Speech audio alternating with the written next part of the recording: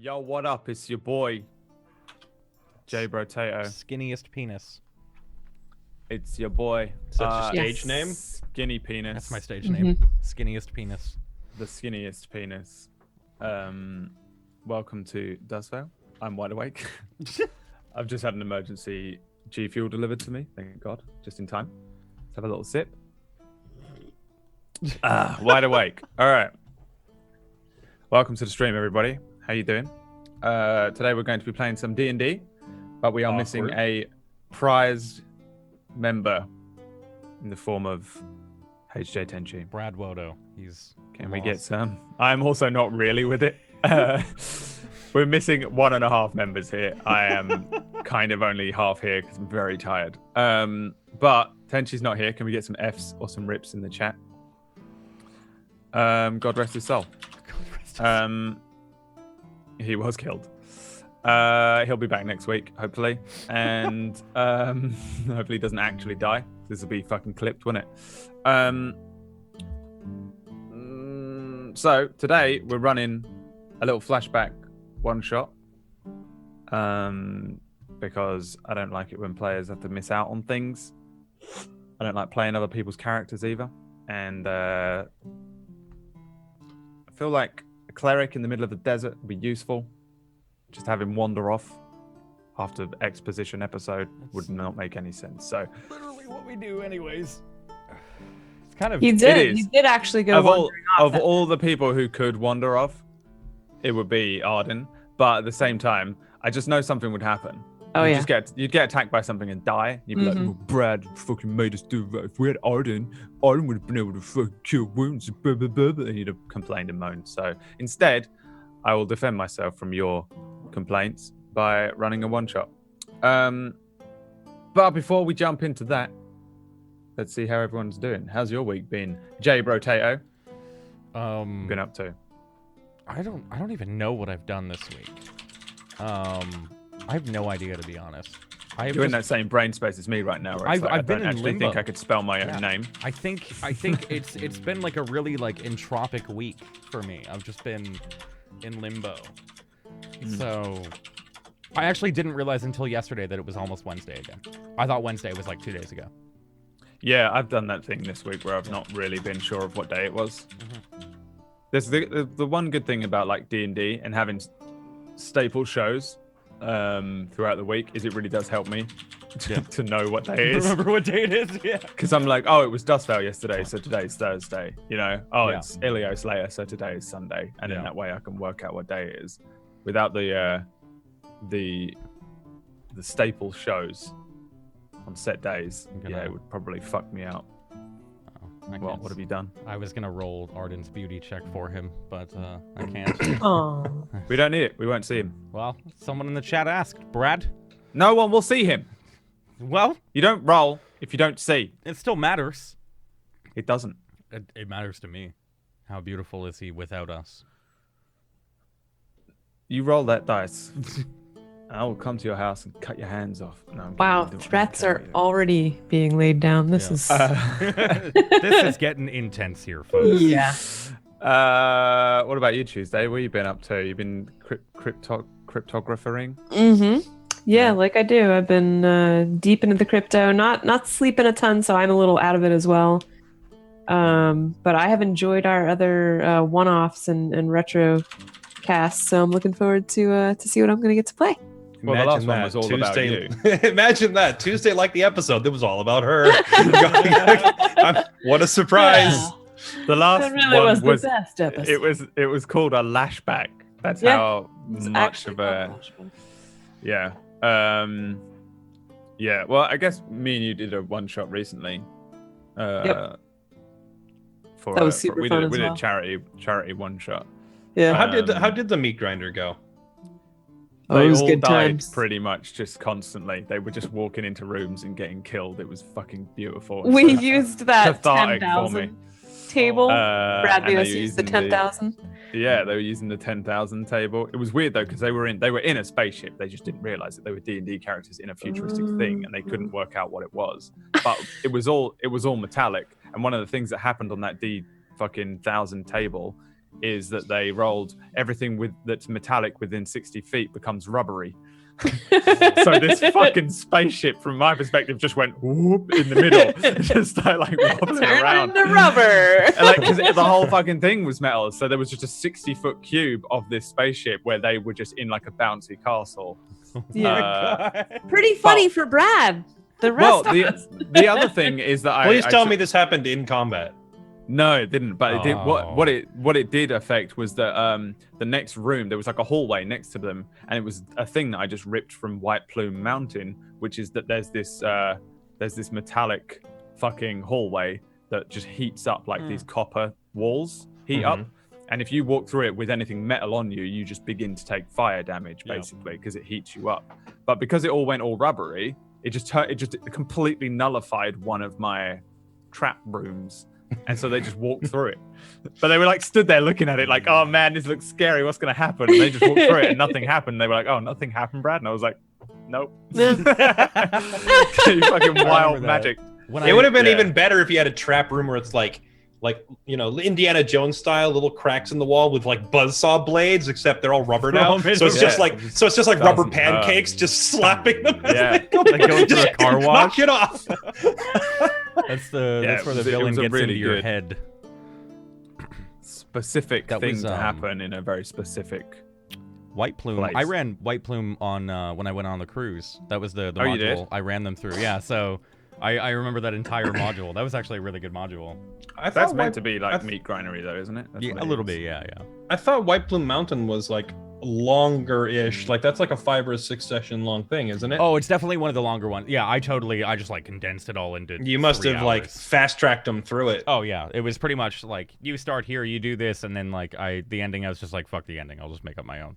So Just grab three trap rooms. yeah. I no just combat, and then and go then- have him fight a boss. Yeah, that was Yeah. pretty much the end of that. I usually do that for like one-shot things. I haven't really done it for this one, Hmm. but I think it's a good way.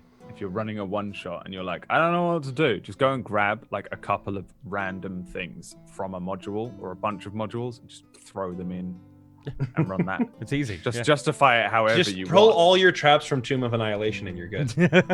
Yeah, like, you can always do that as well. You wanna just murder White them. Plume Mountain, that's the one that has the mud room with like the hanging wooden platforms that you have to jump from platform to platform, and if you fall in the mud, you're screwed. Yeah, I think Thing? it does. Yeah, Yeah. I haven't run it and I haven't played it, but I have it and I've glanced through it to just pilfer and steal things from it at one point. As DMs do. All DMs are a rogue thief Dude, thief subclass. Yeah, like Hell yeah. I feel like well, I mean, I've always said like in like the original like AD&D versions, there were lightsabers and shit. Like D&D was built off of ripping everything off. Yeah. So nothing is why original. not continue the trend? Fuck trying to do it fully original though. You'd need Yeah. like a crazy good memory, I think, as well.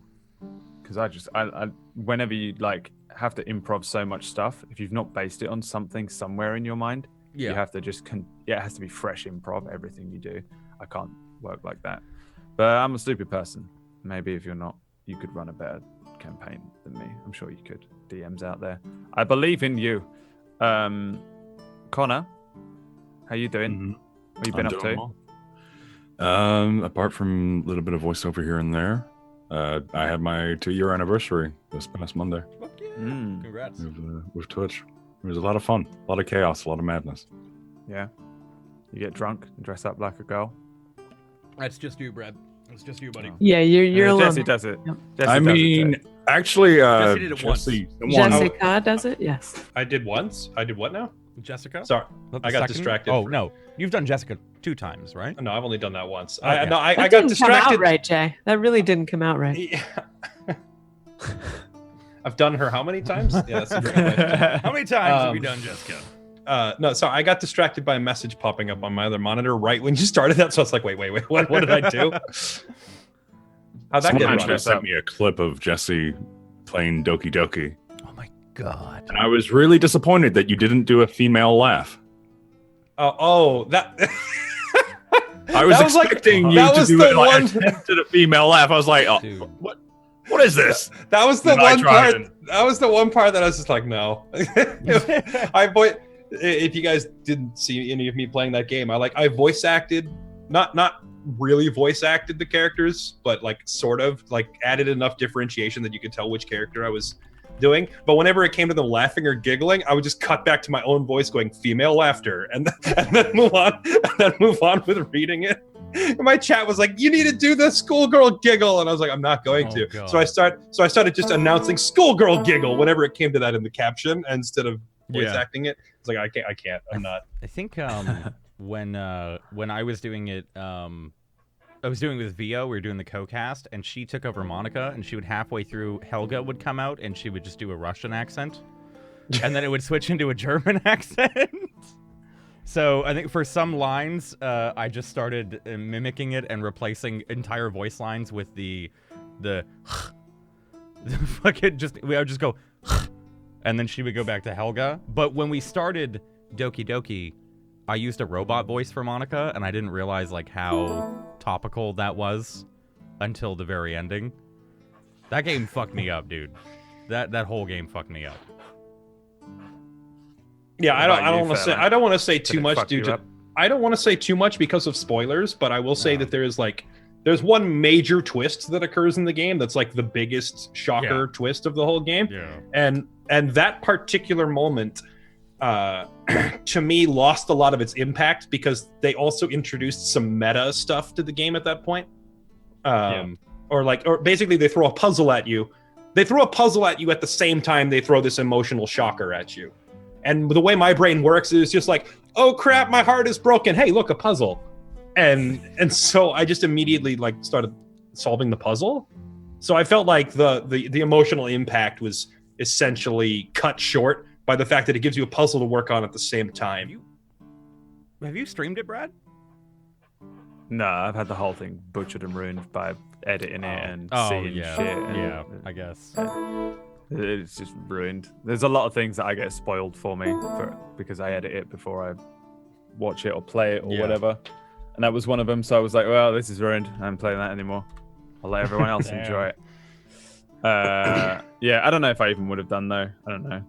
It seems like one of those slow-paced games that people would just scream at me for. It's ruined my Steam queue. I was like shopping for games yesterday, and it's just visual novels now. It's so bad, man. Like, I had to go and like look at other games to get visual novels out of my of my. I hate Steam that about queue. everything, to be honest. You just look at one thing flippantly. Oh my god!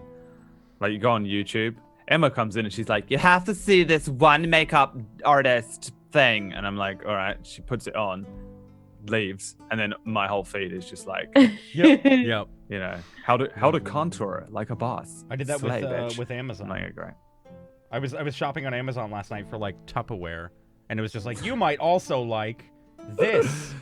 I hate it because then all your ads turn into Tupperware ads on every website. And it was like, I just bought a 48 pack of terrifying. Tupperware. Why do I need 96 packs of Tupperware? But you're interested, right? That's that one time you were interested. Like, I just bought a pot and pan. Why do I need a 25 set of pot and pans? Yeah. Like, Yeah. Since we already brought up Jessica, I had that going on for like a good couple of weeks afterwards. yeah. It kept suggesting more like women's clothing and stuff. I'm like, I don't need any more of that. Stop. And Amazon's like, but really no. This blouse though. I'm like, stop. I think I bought socks or something last night, and then all my ads now are socks on Amazon. It's just like Hanes men's socks, and then like Hanes 48 pack of men's socks. I'm like, I don't need 48 And socks. we dude. entice you to buy more Yeah, of that like, thing. Yeah. One thing that you will always need more of: socks. That's true. Actually, In yeah, fact, that's true. I need to buy socks. I Actually, just bought socks yesterday. This is Honestly, getting weird. Come Christmas, like I don't mind getting socks and underwear anymore. I Yeah. feel like I that's love it. like It's that's my- when you've I rely peaked on it. adulthood. Yeah. I bank on it now. Yep. Then my mom gives me she gives me deodorant, which is decent deodorant, and some cologne, socks, and underwear. And it's all Yeah, that's it's the dope. cologne that I wear. Yeah. They're like the socks fit fine, and that's my Christmas every year. That's all I need. It's like my refresher for the year. I love how it's kind of like this curve where when you're a kid, it's like you only want entertainment stuff and toys, and then you just get like a pair of pants, and you're like, oh, what's this? And then the older you get, the more you're like, oh yes, a new sweater. Yeah. You're like, oh, This fuck is it. don't have to exactly what I shop needed. that. Man, pants are like $80 a pair. Oh my god, thank you. They should just not don't wrap up the socks and pants as a gift. No. Just to get on Boxing Day, find them in the drawer. Be like, oh, cool. Yeah, I there got we some go. more of them. I said the same Don't wrap thing them up. Don't set about- it up as a thing. What was it? Same thing about therapy. Like when you're growing up as a kid, you're like, oh, therapy's for crazy people. And now I've just realized like therapy is for adults. Yeah, then when it's just for adults. It's the best Christmas present ever. Therapy is I just literally bought you a just year for- of therapy. You're like, oh, you're the fucking best gift I ever Therapy is got. for adults that just need someone to talk to. Like, Yeah, therapy's I mean, for lonely that's people. true. yeah. It's for crazy people. I mean, it is for crazy people. That is true. Yeah, Yeah. you can't argue with that, I guess. For crazy What? lonely people. Before my channel gets taken down for Yeah. some Where liberal everybody reason, hates us. Hate speech against therapists. for Yeah. hate speech against therapists, Oh, let's play some really bullshit D&D. Let's play the game. Yeah, let's do that. So last week, I can't even remember what happened, let alone Fairlight, who was asleep for the whole thing. All I But remember is wondering what I said to you that made you so mad about a Tolwar. I don't think you understand how much I don't get mad at stuff. You guys, this is the second time you guys have given me shit for being mad. Not me. I'm like, I'm Not- not it's- mad at I'm anything. kidding. Mad I'm to kidding me. I by haven't said saying a thing. I was kidding about being mad. It was just like I just remember being confused and tired and thinking, what did I say that prompted all of this as the conversation was going on? don't And think it you wasn't said even me. anything. It was chat Yeah. said something. Yeah. But I thought you were like correcting me. And I was like, I don't think. I think it don't was know what I'm said, and I'm very sorry. Please stop. I think so it was can a sleep. conversation between me and Connor that chat were involved in that you've He, taken like, on. Jesse like came back to consciousness and was like, yeah. oh, What do you mean? and fell back asleep. You goddamn son of a bitch. To be fair, when I've got a tall war. when you're playing Stellian, you get into like this like angry vibe. Crazy when you're angry as Stellian. vampire. Yeah. Yeah. And it that lingers. whole though. episode. It lingers. Yeah, well, Like, that's the I thing. was- Is like you get in character I'm for like the method. bad guy, but then when you're done playing the bad guy, you still have that. I'm like, you fucking assholes. you killed my turn it spawn." on. You turn it on, but you don't turn it off afterwards. And you're just like you're still the bad guy for the rest of the episode, and you hate us. Yeah, probably. maybe that's what it is. Yeah. Of course, maybe I should Jay, be Jay said less the same method. thing. Like in the first episode where Raja and Strings got into a fight, Jay afterwards was like he seemed really mad. I was like, no, that's just Raja was genuinely mad Yeah. right then. I mean, Yeah. no, I had that too. Like I was in character and I was mad, and then like an hour later I was like, why the fuck was I mad? It's a game. I know, right? Yeah. Well, that's what I got after that episode. You all was like, man, you was so crazy and so mad. And I was like, dude, I had a fucking great time. That was well fun. I didn't know what anyone was I was like, I talking don't about. know. They're like, I oh, don't Brad's remember. mad. I was like, he doesn't seem mad. Yeah. I think I was probably delivering things more mad as like Yeah. like you Yeah. say, like as the DM, I was still saying shit like, yeah, you fucking roll your dice, son of a bitch. Really. But I didn't think I realized. I don't know. I don't Fucking know what I'm doing. the atmosphere in Brad's room it slowly starts to dim. Yeah, I The don't dark know, man. stormy clouds roll over and he's like, I'm fine, but there's like small knives popping up in his hands. Like, I don't know. He has a man. giant black cauldron next to him, and he's stirring it and going, Yeah. I don't know what you're Everything's talking fine. about. I don't know what you guys are talking about. All these therapy's voodoo not for dolls crazy lined up. people. Like, Yeah, no, I don't know. I don't get too mad anymore. I'm a pretty zen person, really, but people mistake it for being mad or angry or grumpy. I think I'm actually pretty chill. I don't know. Fucking assholes. Fuck you guys. Last week on my fucking show, you guys. See what you guys have done. We've broken him. I don't care. I don't care about any of you. You guys went to. You were in the desert and you basically encountered the princess's temporary sort of camp area with her ninja that she has there. They have now been dubbed the ninja. We just accept that's the term, and no one's questioning it ever again. This is Ninja Gaiden, the game, the D&D campaign. You basically it was just an enormous conversation between you and the princess, and kind of working out what was going on, where the orb comes from, what she's after, what potentially her father, the emperor, is after. You were both, as groups, pretty unsure as to who Solomon is, but he's clearly working against you now. You kind of all agreed to work together.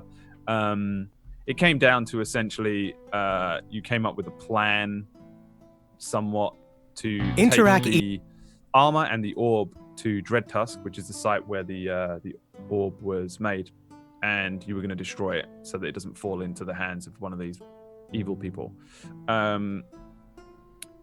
So yeah, without going, because it was just such a huge exposition episode, don't worry about it. If you didn't see it, don't worry. I'm not going to try and explain it because it was big. She had a bunch of ninjas with her, and when you guys left, one of them, a smaller ninja, took off some of her like robes and revealed that she was quite a young-looking tiefling girl. And she asked the princess while they were packing up their things and getting ready to head out to tell her the story of how her and Leon and a couple of the others escaped Crimson City and claimed the armor of eternal ending. God damn, I'm tired. Come on, G Fuel. Right. So here's the thing. I'm going to give you guys, as we begin the session, your temporary characters for today. Let's see. They have been pre-assigned, but for no reason other than that they made sense to just give you the ones that would match your main characters the most. So it's easier for you to just jump in. Let's see here. I love Jay, tired what did Brad. you do? I accidentally clicked over onto the monitor and it clicked on a video and opened up a video for 2 seconds and the chat fucking went insane. Oh, is that what happened there? Yeah, it opened up a video and an ad played and chat freaked the fuck out. Sorry, chat. See, My bad. professional This is a producer, professional- Tablestory. Yeah. Tablestory. All right, there It's you all that go. porn. That's Fairlight. Who's this one? This one is Jay. Let me fucking give you this one, Jay. So you guys can give these a little once over. There's a little bit of background just to give you an idea of the character and who they are. This one is Tuesday. And we'll get to like who you're playing and that, but you guys can just sit and read this for Was that- now. Does Roll20 ding when you get something given to you? I think It doesn't. I don't know what I it did does. not has ding. My entire computer is rioting against me. Something Not has just ding. dinged. They're very simple in terms of class and race, so that you don't have to be too overwhelmed. They're just level 1. And also, why wouldn't they be? You're not warriors. One of you is. 2 of you are kind of. One of you is only really. But that's. We'll get to that in a minute. So, I'll set us off while you guys are chilling. We find ourselves once again back in the desert just outside of Shallow Scar. You've got Princess Leothraxis in this resplendent armor out in the desert with the other ninja. They're mostly setting out. They're setting out on their journey towards Thin Dune, which is where you guys agreed to meet. Split up so that one of you could take the orb, one of you could take the armor, so that you don't all move with all the stuff, so you can get caught. As the princess and Leon and the other ninjas set off, she begins to tell the tale of how they took the armor of eternal ending and their escape from the Crimson City 2 years ago.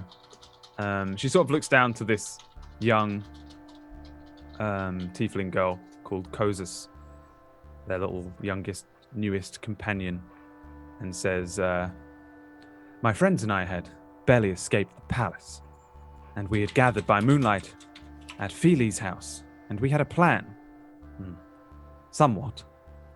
And that is when we get our little dream sequence. Blah, blah, blah, blah, blah, blah. As we go back, bottom left of the screen, it says 2 years ago. It's text. And I'll throw us, why not, into this shoddy little map with our very special stylized. I love the character art. Oh my god! So cool. So, we are partially, of course, in the imagination of a 15-year-old girl. So everything looks different. And we see everybody pile in to this very small little house. You're inside the palace walls. Inside of the Crimson City, there is a separate section, which is the palace area. It's like its own little microcosm, even within the large red brick walls of the Crimson City. Of course, almost everything in the Crimson City is red looking, kind of like red brick, similar to the sort of the mountains. They've got that kind of Grand Canyon-esque looking mountain, not the typical fantasy greenery looking mountainscapes, because we're in a desert. And they used a lot of that brick to build the Crimson City.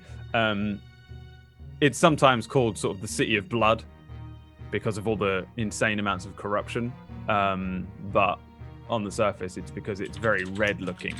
Then you've got this inner section inside the palace walls, and you're within that, not far from the palace itself. You're on the servant grounds, which is an area which is reserved for the many long-term serving members of the palace itself. It's just kind of like a lot of smaller dwellings and houses that serve almost as like a small village. Feely, Serpentwind, is an elf who has served under the princess, and she's served long enough that she's got her own very small little house here. The six of you are gathered around like a single hooded lantern, oil lamp on the table. The princess is in a hooded robe. Leon, who at this stage 2 years ago has like very short hair. He's got the armor of like officialdom. He's a rookie in the elite palace guard. And we also have the four closest friends of the princess, which is you guys. Let's go around and give a quick introduction to the best of your ability. I know I've just slammed characters at you, but we've been here before. You know the drill. Let's start with William Woodleaf. What does he look like? Who is he? What do I look like? Let me see. Do I have a description? I mean, you do what you want with it, kind of. But wait, there we go. Hold on. I gave you forgot some small descriptions and ideas to work off. Okay. I'm secretly in love with the princess, but I'll never actually admit that. Especially now that I see that she might potentially have this thing going with Leon. It looks like I'm a tall and fairly muscular blonde dude fighting with a long sword. And it is, despite the name, I am entirely human. Although I might pretend to be an elf every once in a while. There's maybe some elf in the bloodline somewhere. William is a sort of a noble, super rich family, rich enough to live within the palace area, kind of famed for being part of like a merchant guild, basically. But William, I think, is the youngest, so never really fell to too much responsibility, so was able to fuck around. And so he would hang out with the princess because they were just roughly the same age, and they would hang out, and they were just good friends, and they'd been brought up together to a degree. William has some small training with the sword. Never really trained as a proper warrior or a guard or anything, but he's a noble, so you still get trained to a degree to use a nice sword. He's got nice teeth as well. Always remember, the nobles always have nice teeth, so you can tell them apart. He has the smile with a guaranteed on-demand ding, like the little shine thing that happens when he does it. Yeah. What about Endinwell? Endinwell's childhood did not end in well. Get out. No. Are you like 80? Get out. I feel like you're 80 right now. Endinwell is a 50. Did you just delete my character?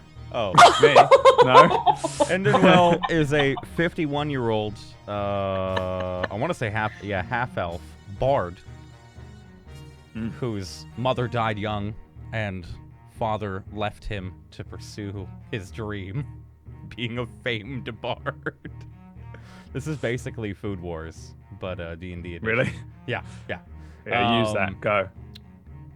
and he's wealthy-ish, a perfectionist, but also a coward. Is an attractive and talented half-elf with Correct. a peg leg.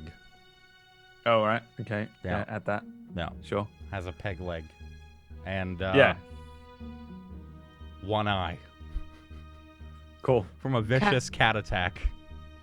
In Is this RimWorld? You lost your So- eye to a cat?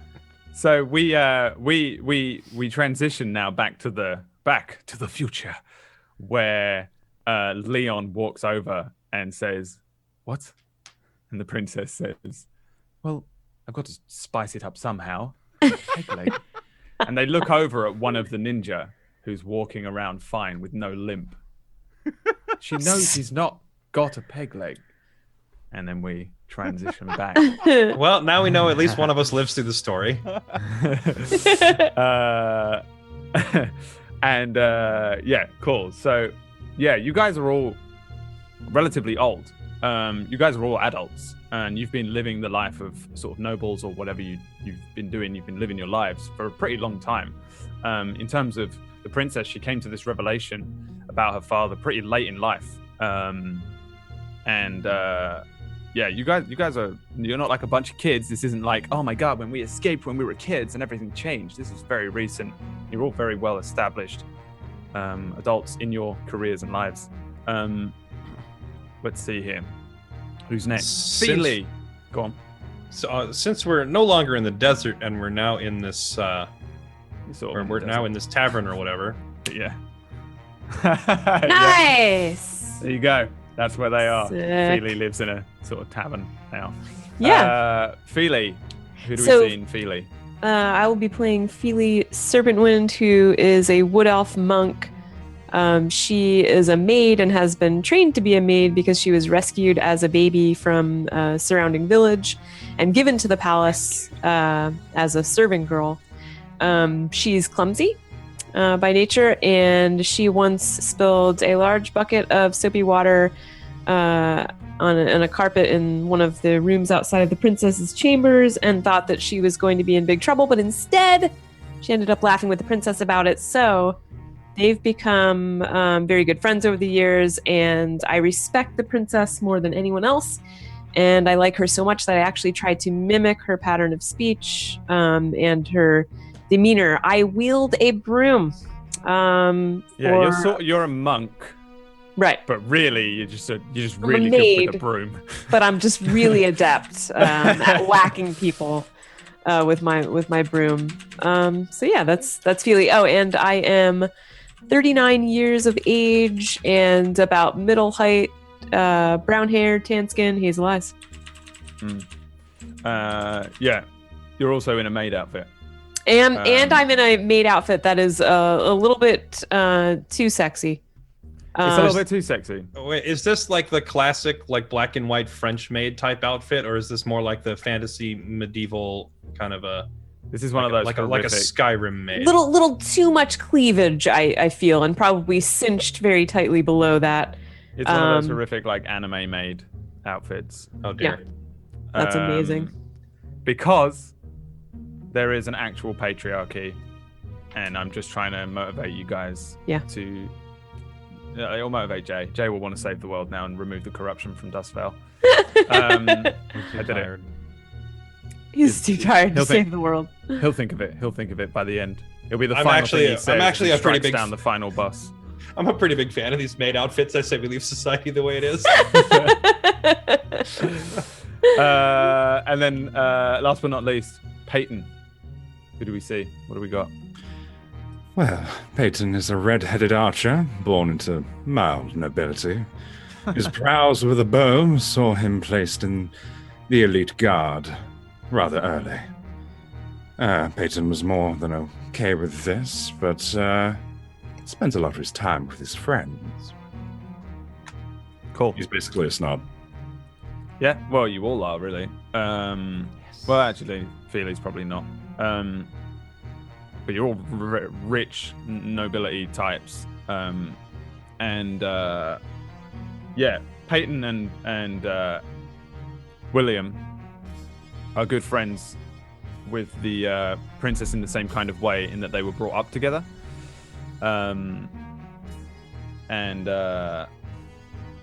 Peyton is actually another soldier type, along with Leon, in that he was in the elite guard with you. So you guys are in this very small little house. It's nighttime. Essentially, you've already escaped. What happened previously was that Leon came to you all and said that the princess was in danger and he was going to try and get her out. And you guys are the ones that he believed he could trust enough to help him. And you all agreed. And he agreed to meet with you here. So he's just rushed in moments ago with the princess in hand, having just escaped her quarters, knowing that the Emperor has tried to have her killed. This version of the princess is, again, the same woman that we've seen, we saw last week. Black hair, raven haired, very good looking, ethereal in some way. But she doesn't have that stern demeanor that she had before. She's sort of distraught. She's clearly spent the majority of the evening in tears. Eyes kind of puffy. She's still kind of like sniffling a little bit. This hood is brought up. She's a little wide-eyed, sort of checking out of the windows, along with Leon, who's checking through the blinds, watching who would walk past. As Leon looks out of the window, a small troop of the dragoons walk past, led by a very familiar face, a very black-looking dragonborn, and his men, a harp on his back, as they head out on one of their nightly missions. Leon sort of spins back around, bringing the curtains to a close. The princess says, she's just sort of muttering back and forth. She says, I can't believe my father's tried to kill me. Leon, I don't know how to thank you. And she sort of grabs him, wildly gripping his tunic. You gathered my friends. You saved my life. You've probably saved theirs. What are we going to do? And Leon steadies himself and says, please, I swore an oath. And I had a vision. And the Emperor, he's gone mad. He's turned entirely to evil, and I couldn't allow him to do this, or we're not free. You're not safe, and none of us are. We've got to get out. I don't know how. And she says, but we've got to take the armor, right? That's if he gets the armor, he's still going to go through with it. It's going to be catastrophic if what he actually does with that thing, with that orb. And Leon turns to you all and says, well, anyone got any bright ideas? Don't know why you're looking at us. You just brought us here. The armor, what exactly are you talking about? Listen, I don't know exactly what they're planning, but there's something. They've got an orb, and it can summon up some sort of massive amount of power, and they've got this armor, and once he puts it in it, he's going to be able to turn himself into and then the princess cuts in, into a god. He thinks he's born of a god, and he thinks that old fable's true. We can't let him do it. He's gonna kill us all. He's gonna destroy the entire city, probably the entire continent. So you think he's gone absolutely mad? I know it. I've been there, present for the meetings. Do you know would you know where these things are kept? Maybe we could keep them from him? Or should we just get out of town? I think keeping you safe is more important than trying to steal stuff from him. The archer of the group, Peyton, you are aware of where the armor of eternal ending is kept. It's kept in the palace temple, at sort of like at the front end of the very large palace. there's a small temple with lots of symbols that are to various deities, but it's essentially it's a nature-based temple. Chauntea, Sylvanus, Miliki, as well as like Mistra, and then also they sort of Titan is kind of an earth deity, so they sort of represent him in there as well. And they keep the armor there because it's this part of this old fable of how it was used to bring down a god and save this and that, and they've kind of spun this story. And they keep it in the palace temple, so you and the princess are aware of where it is. Well, if anything, we can go retrieve the armor. It's only held in one of the temples. I can't imagine they would have too many guards there. Why would they keep it in a location that's not heavily guarded? It's a temple. Not as though it needs protection. They've probably got Why would they keep this important god armor in an unguarded temple? Makes Many no people sense. probably believe it's only a myth. True. It's also relatively well guarded. But you're also inside the palace walls, so you know, no one really comes in here from none of the peasantry from the outside. But everybody in here that is a guard isn't just like a watchman on the street. Pretty much everybody that works here is like an accomplished elite guard in some way. Depending on where you're stationed, you're either a dragoon or a specific skilled member, like you would be an archer placed somewhere, or people like Leon, who are an accomplished wizard and fighter, so they kind of place all these people around. The temple has some guards, and also there's like a red alert because Leon and the princess are being hunted. At this point, I'll just have been leaning on my broom and kind of antsily tapping it, looking at the princess, and I'll break in. Well, however we do this, we must protect the princess. She must not be put in danger. Maybe she should stay here. And Leon, you'll guard her, and we'll get the armor. She can't be seen.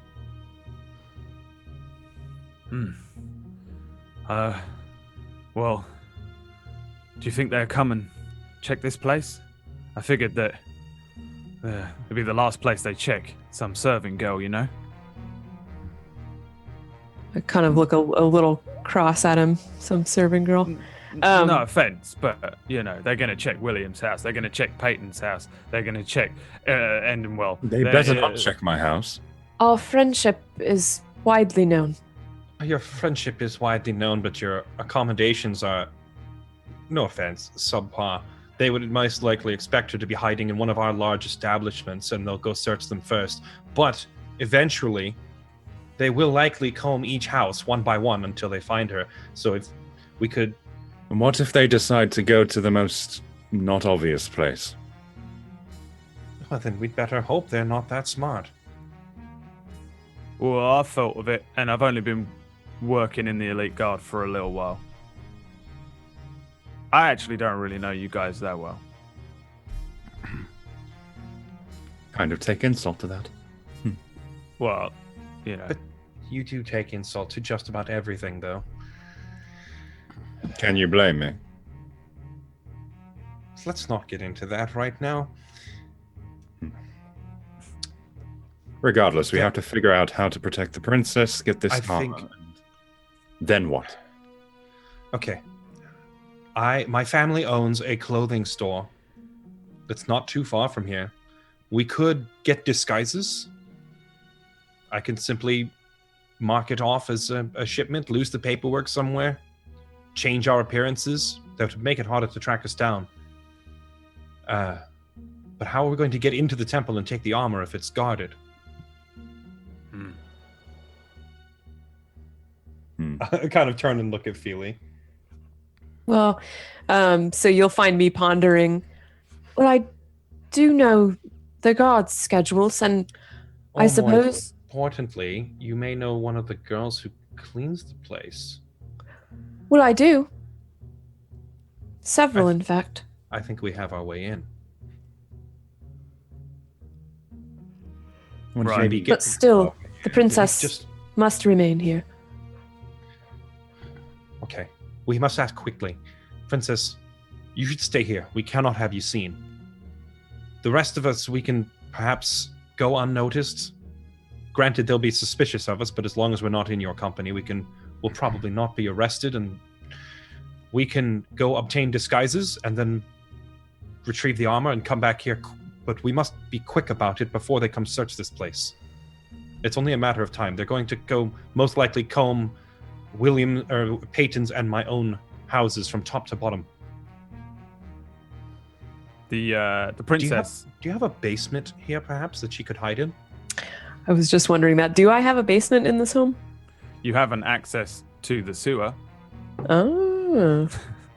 The princess says she sort of moves over towards where you are, William, and says, "No. This is madness. You can't go and try and steal the bloody armor for me. You risk yourselves. I can't allow you to do this. Just you stay here, and I'll figure out a way. And I'll No. If you take go it. on your No. own suicide mission. Well, it's a suicide mission for you, and I'd rather risk myself than your lives. No, you're more important by far. Important? My father wants me killed. And she just sullen again. Exactly. If he wants you killed, he probably cares much less about the rest of us. If it means anything, I'll stay back with the princess, and but she should go. If it's a suicide mission, then she should go. No. What are you proposing? What? Explain. I know exactly what he means. He doesn't want to get his hands dirty. I'm not averse to You not dying. coward! I prefer. Have you to- grown a pair yet? I like to stay alive. Not sure about all of you. So cowardly hiding behind an emperor of madness, apparently. Yes, if that's what it takes. Will you stop this? This bickering does Well, not then help. he's entirely worthless. And I'm actually going to approach him with the bristles of my broom out toward him and just start pushing him toward the door. Out! No, Out! no. Like a piece of trash! Very, very much like to stay. I You're just- worthless to us. You only care about your own skin. I can sing a song. Will that help? Absolutely not! It Oh. could. How could At it? any a distraction, perhaps, while everyone else slips by. Forget the armor, then. Perhaps we escape now, and after you've recruited more allies, perhaps someone else could sneak in and reclaim this armor. But we should just try to get you out of here quickly, before the situation gets any worse, before they lock down the whole palace. She says, "No, this now. We have to take the armor now. If we don't take it now, then they're just going to go ahead with their plan without me. We can't. Now's our only chance. While they're looking for me, we can slip in and they won't expect it." I'm just gonna go to like Feli's closet or her wardrobe or whatever similar thing she has. Just open it without asking and start looking at like different outfits. It's all maid outfits. They're like all the same. I'm trying to find one of them that is less suggestive. Yeah. You and then- won't. But they're all the same. Whatever. Just take one of those out and bring it over to the princess. Put this on and get out of the fancy robes for starters. We don't want you drawing attention. I believe that dress will attract a lot of attention. It will attract a lot less than that. Leon is nodding his head. Yeah, you really do need to put that on. It's important. Leon, please, your mind out of the What? gutter. It's not in the gutter. Trying to keep her alive, okay? And Mhm. you're right. No one's gonna think she's gonna dress up like a fucking maid. So, I agree. We're trying to keep her body out of the gutter. Who cares where Leon's mind is? Put this on, and I'm gonna like push the outfit towards the princess. She takes it and says, "Feely, is there somewhere I can get changed?" Absolutely. Follow me. And I'll just lead her into the bedroom here. Cool. You two head in. Leon approaches Endinwell and says, "All right, listen. You're a craven. I know that, but we're gonna need you because I know you got some tricks up your sleeve." Well, I'm not sure what use I would be. It's too late. I don't. You're already a traitor. But I didn't ask to be one. You're a traitor, and that's the end of it. So now you're on our side. You ain't got a choice. This is all. We're gonna need your help. I'm not comfortable with this. This is No one's comfortable with it, mate. I'm gonna slap him.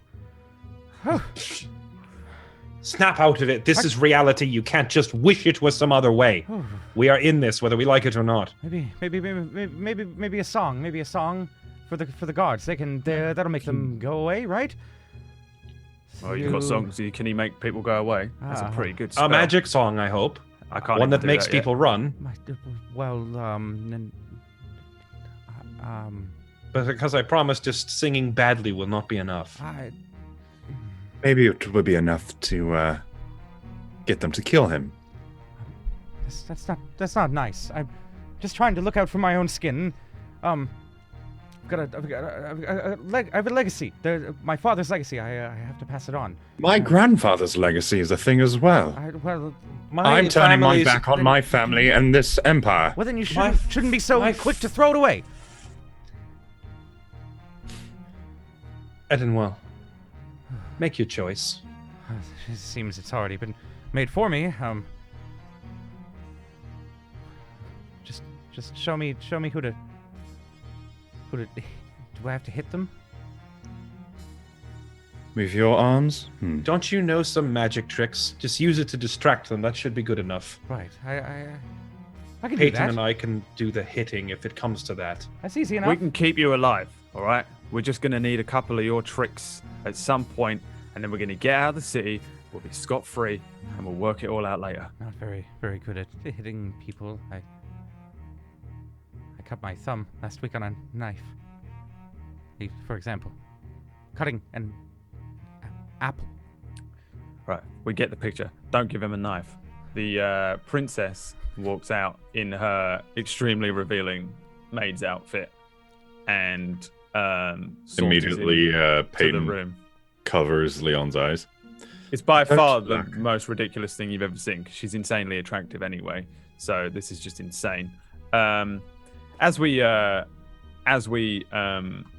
head back to the future very briefly, the princess is sitting with her arms crossed, looking at Leon, who says, and she comes out in this like little skimpy, nothing made outfit. There's like nothing to it. She's got all bits hanging there.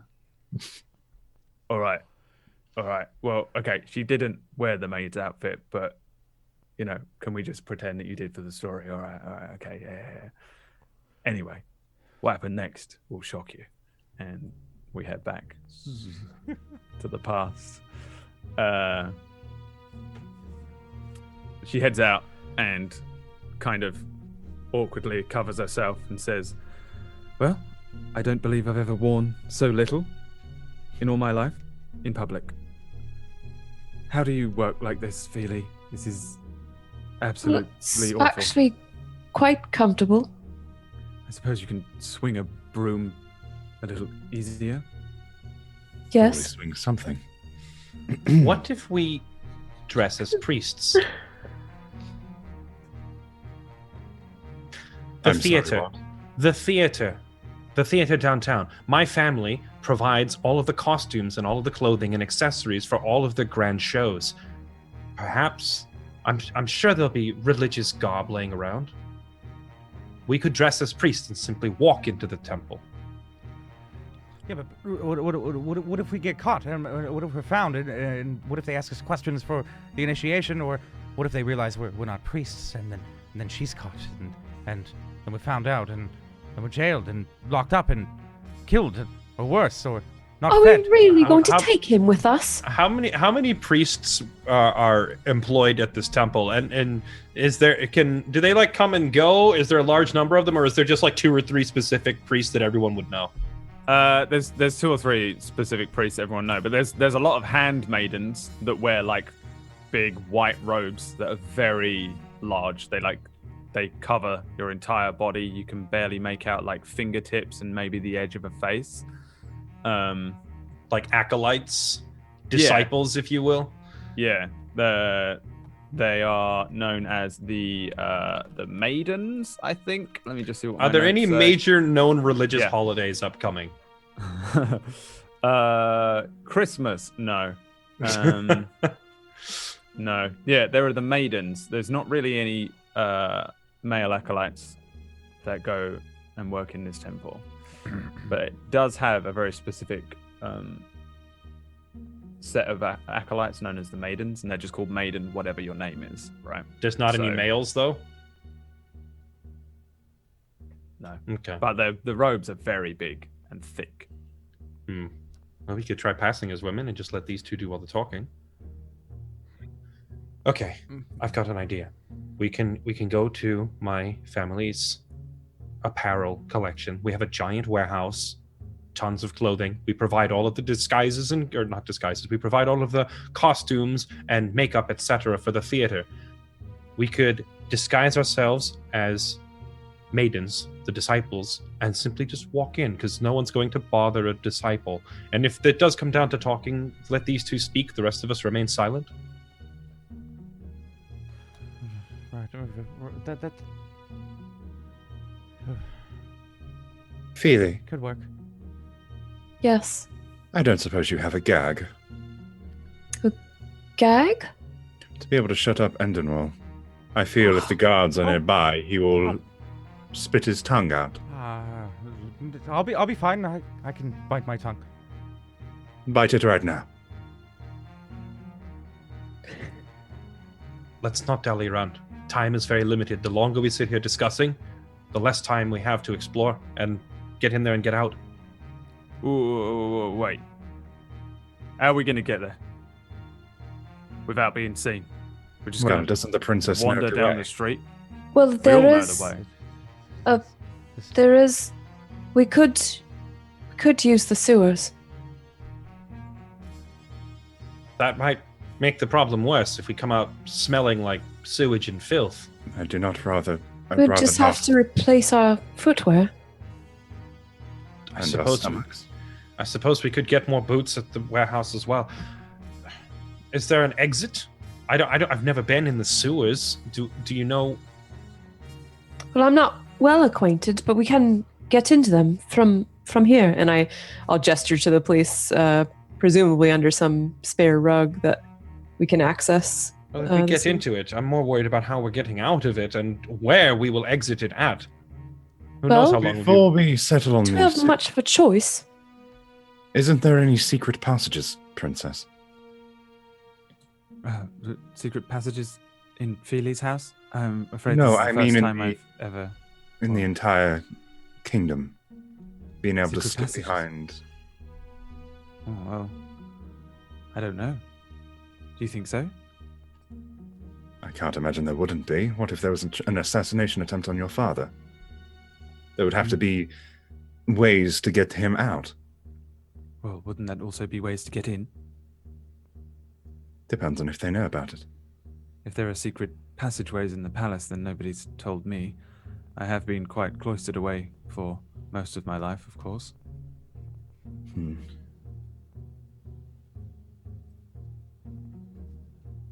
Would Peyton know the family that built the the castle? No. And like, even if you knew the original like architects and builders, it's been so long that nobody that you know would have information necessarily. I don't think. But yeah, I wouldn't say so. Although hold that thought for the next time you come to Crimson City. Feely, do you have a hat? The princess's hair is rather distinctive. Yes. And I'll scurry over to the cupboard and provide whatever silly hat I can. What do you got? It's probably more of a bonnet. It's a little silly. I have two versions. One that can tie under the chin for the winter and if it would blow off, and then one that just perches atop. So we'd have to We'll have to tuck her hair and pin it. Do that then. And I think our best bet is hiding in plain sight. We just walk down the street to my family's warehouse. Just go It's not outside Yes. like this Well, with that hat. but yes. Are you crazy? They might find us. What if they see her? I'm gonna walk over to the front door and just kind of look out the window and see if they're like scouring the streets for her. It's the fireplace. Why are Give you me standing next to the Give me a fire? perception That's check. the fireplace. Wait, is that not the front door? I thought Where's it the was door? the door. Is this the door? No, You got Wait. a front door here. this is the door. You got a back door Oh. that leads to a sewer Well, I drain. go to the There's fireplace. a bunch of windows. I all go to the around. fireplace So you can look in the anyway, fireplace. Do Yeah. you think we're going to climb out the fire? and I climb up the fireplace and I just look out the top of the chimney. So here's my perception Give me a perception and an to- investigation check. to check the streets, and there's perception and investigation. Oh, close, but not close enough to find the secret fireplace lever that spins the fireplace around. And then I trip and land on the lever. On Takes my way you, down. takes you straight to the thing. Yeah, you look out. There seems to be like no immediate like commotion that you sort of notice on the surface level, but you sort of employ your brain a little more, which is what really what the investigation check was for.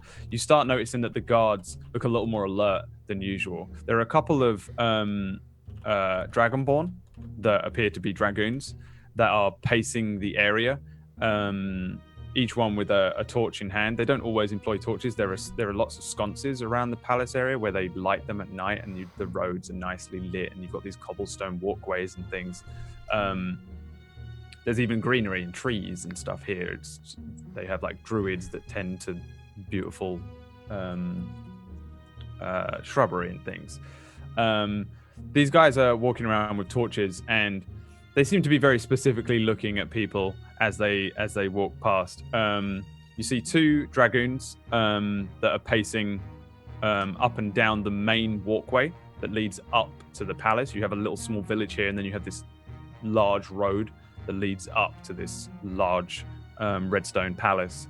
And then you notice in the distance that there are a couple more guards that seem to just be floating about.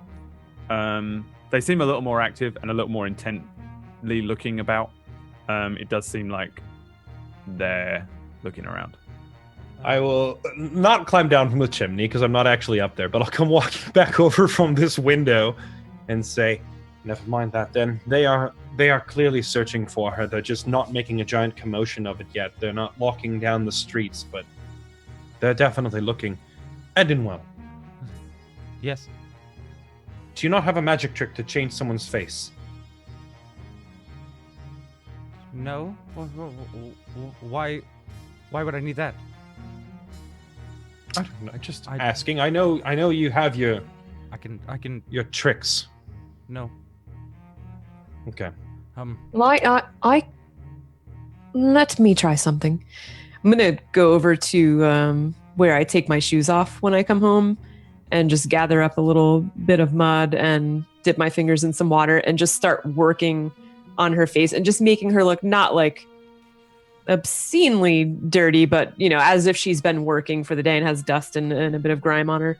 And then pull some random stray hairs from under the bonnet and tease them backwards and just kind of mess her up. She as hates best it. I can. She looks like when you try and do it to a cat. Like no one has ever done this to her in her entire life. Just get out of character for a second. Mm. Because trying to explain this in character is ridiculous. Does no one have like disguise proficiency or anything like that to walk out the front door of the house? Because if there's not some other exit, then we literally can't go anywhere other than out the front door, and we have to disguise her somehow. We can go out the sewers. Oh yeah, that's true. I mean, you can always I try your luck and go and think? speak to I people don't and know. Hold on. persuasion check your way anywhere. But yeah, even for the record, Leon, who is a mage, doesn't have minor illusion or disguise self or anything like that. Okay. You guys are very limited when I was making the characters, I was like, oh, they would have this or they would have this, and then I found myself taking stuff away because I was like, they're not prepared for this situation. They're also not, we know that now in the future, a couple of them at least are fucking proficient ninjas and whatever. But now you're just these nobles that have been thrust into this situation. So after a year on the run, they have become ninjas, but they're not there yet.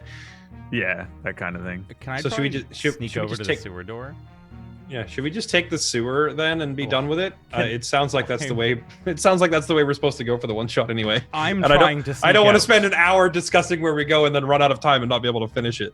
You're always welcome to walk out the front door and be like, "Can we walk past you?" Crit persuasion check. Brad, I'm trying to sneak out through the sewers right now. Oh, you're already doing it? I'm trying to avoid them and sneak out while they're give me a stealth check. And then everyone else tell me what your passive perceptions are. It doesn't matter, no one's beating that. Once William turns away from the drawn curtains and turns to you all and says, it's looking unlikely. It does look like the guards appear to be looking for the princess. You notice that your bard has left. Endinwell appears to have crept out the back door. What's it like? You're just out in the miniature village here with lots of very small little dwellings. There's a lot of this looks like a well-kept slum is the best way to put it. Very small buildings all around. A lot of them redstone, some of them little wooden buildings, and there's even a couple of tents and things. Out the back here, there's just a set of washing lines and basins. This appears to be an area that not just Feely uses, but various people use for finding, drawing water from wherever you guys get it from, probably the palace, bring it back, and then clean yourselves near this big aqueduct-looking sewer grate, this big circular iron cast grate that sits just outside. I'll just give you a little circle or something on the map, but I don't know why I didn't do it.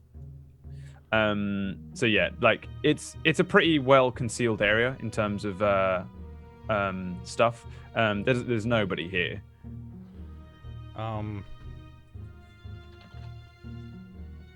Okay. Yeah, I'm gonna peek back in and I think we should go through the sewers here.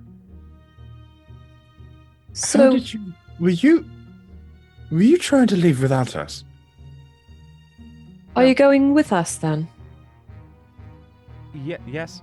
Are you going to completely fall apart and be a coward the entire time? Yes, most likely. That's going to get us into a lot of trouble. I'm sorry. Should I stay behind? Would you? I think so. I'm just gonna push him out of the way. Step aside. Okay. Your Majesty, let's go. We have no choice. She walks outside. As soon as she walks outside, she starts kind of trying to cover herself and gives up. All right, I suppose if we're going to do this, we're going to do this. Your Majesty, I have a hood, a robe if you'd like it. Well, I have a robe, but they say that I should wear this, and I'm going to trust in you, my friends. Is her robe as bright, as fancy bright green thing that it looks like on her character model? Like this really absolutely, yeah, absolutely, yeah. It's like the best. It's gold the best that and Leon could find I'm gonna in pull it her out wardrobe. And, no offense, my lady, but it's not as I recommend taking the robe from him. Here you go. Well, I'll just get her one of my shawls. So I'm gonna scuttle over to my cupboard, and it's not very covery. It's a flimsy affair, and kind of tattered. See-through number. A little see-through, yeah. But I'll give her that so she at least has something to tug on and feel that she is more covered. Although it probably just emphasizes the cleavage, if anything. And on that note, Holds it from under there. on that note, William will actually turn back from the sewer and say, "Actually, her old robe. We can't afford to have them find it here. They'll recognize it. Bring it with us. Leon Or at least hefts it up. or hide it in the sewer somewhere, dispose of it. Leon grabs it. All right then. Let's go. So, hang on. We need to go to your shop. Yes. What way is that? Well, it's south of here, but I have no idea of the layout of the sewer. Is there an That exit to way's- the south? The sun comes up in this window, and I'm just verbally working this out. And so, that way is south. Yes. But is there an exit from the sewer that way? Well, I don't know. I haven't been down here. I guess we'll find out. I'm going to pry the sewer cover off with the long sword that William's carrying. All right, give me an athletics check. It's pretty heavy. Then how did Edenwell get in and out of it so easily? I didn't get in and out. I don't think you just went walked down. up. Oh, you go just in went the and sewer. looked? Okay. Yeah. Destroyed!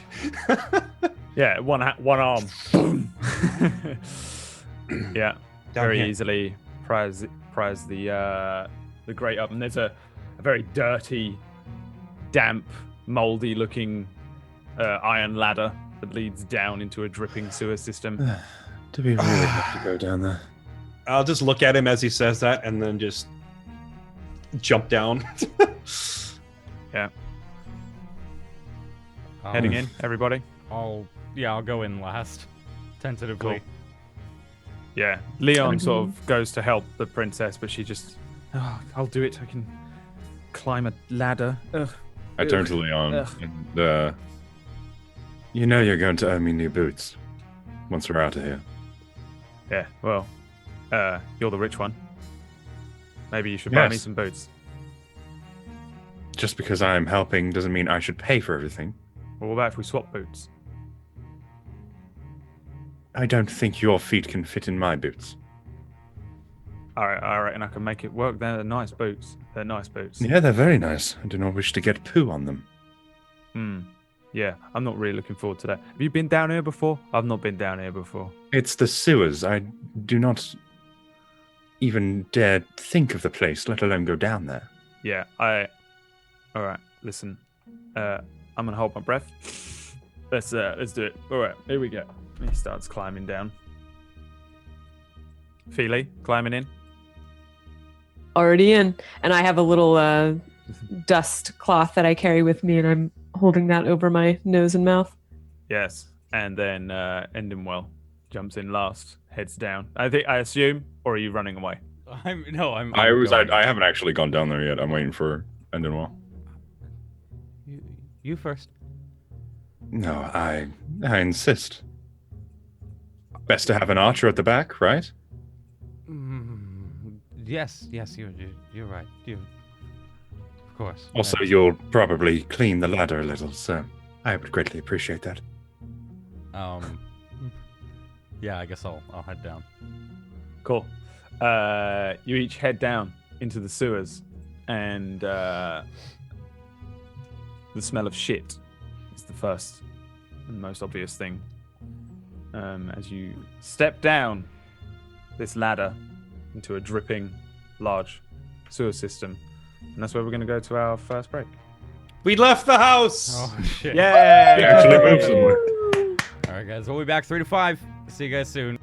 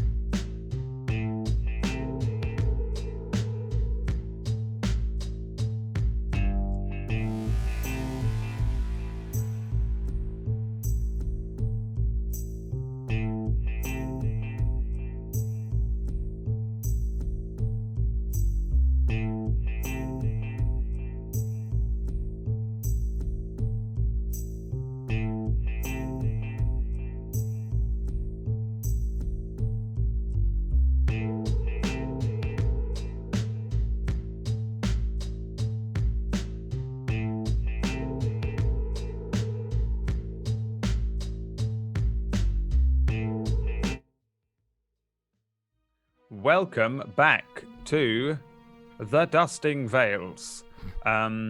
This lot have decided, I know what's a great idea. Let's go into the sewers. Silly, terrible mistake. Only kidding. I was more than prepared. I just need to put you on the right sheet, but it's not working. It's not put you on the sheet, has it? No. Good. Excellent. What about now? No. No. We're just on a little gravel path on the seam.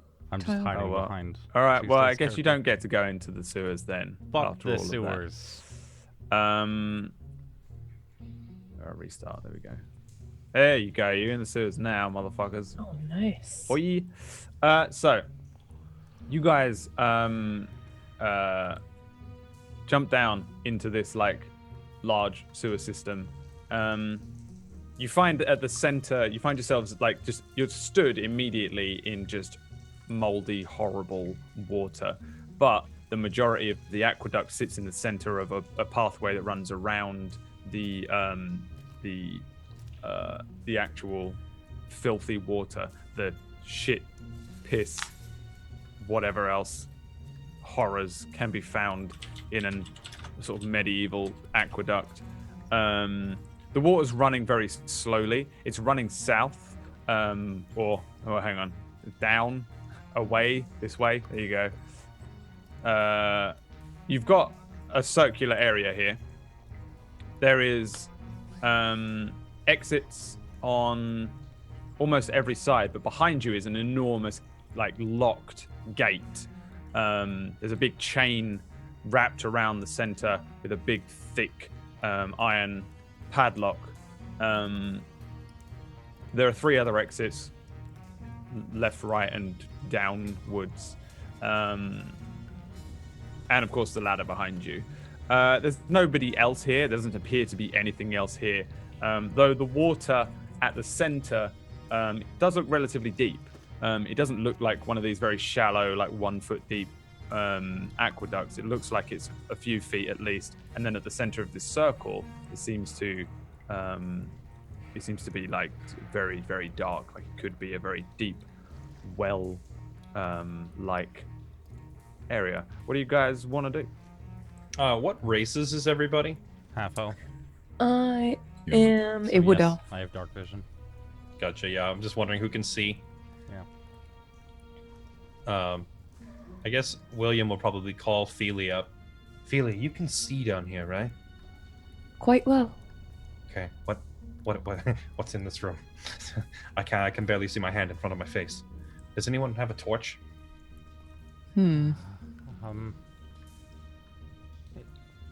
No. I have one. Oh wait, I have a Torch. lantern in my inventory. I'm gonna pull out the Ooh, lantern nice. and turn it on. I have an Sure. old knife. You guys want an old knife? There we go. You want an old knife? I have one. I just scowl at him any chance I get. We don't need a knife. Oh, okay. Wait, how did you get a knife? I have knives at home. Just Steak. listen. I'm going to Eat? take that so you don't hurt yourself. Okay. Yeah. Okay. We've got to hurry. South is this way, and I'll just point to the direction that I would consider to be south. We made up south though. We have no idea how Brad designed the sewers, so we need to just look for the exit. No, you say Yeah. south, it's south. Okay. Okay. Them's the rules. Them's the D&D rules. So you guys start heading south, downwards, heading, you've come down the ladder, so you can work out which way is south, and you start moving down the narrow walkways. Are you guys doing anything to, like, look around for anything untoward, or are you just kind of like, this is the way to go, we'll walk down here, we're nobles, we don't know. I'm about paranoid as a adventure." motherfucker. I feel like I'm checking everything. yeah, as a noble, I feel like William has no idea what lurks in the sewers, so he is probably not specifically going, I wonder if there's green slimes hanging from the ceiling in the. But on the other hand, he's also going to be super paranoid because he's bodyguarding the princess. So I feel like he's looking all around a lot more carefully than usual, just because he's on alert for making sure nothing gets her. All right. So yeah, he's paying attention more than he normally would because of that. Yeah. Yeah, everyone give me perception checks as you start moving away. The crit again! Came through very fast.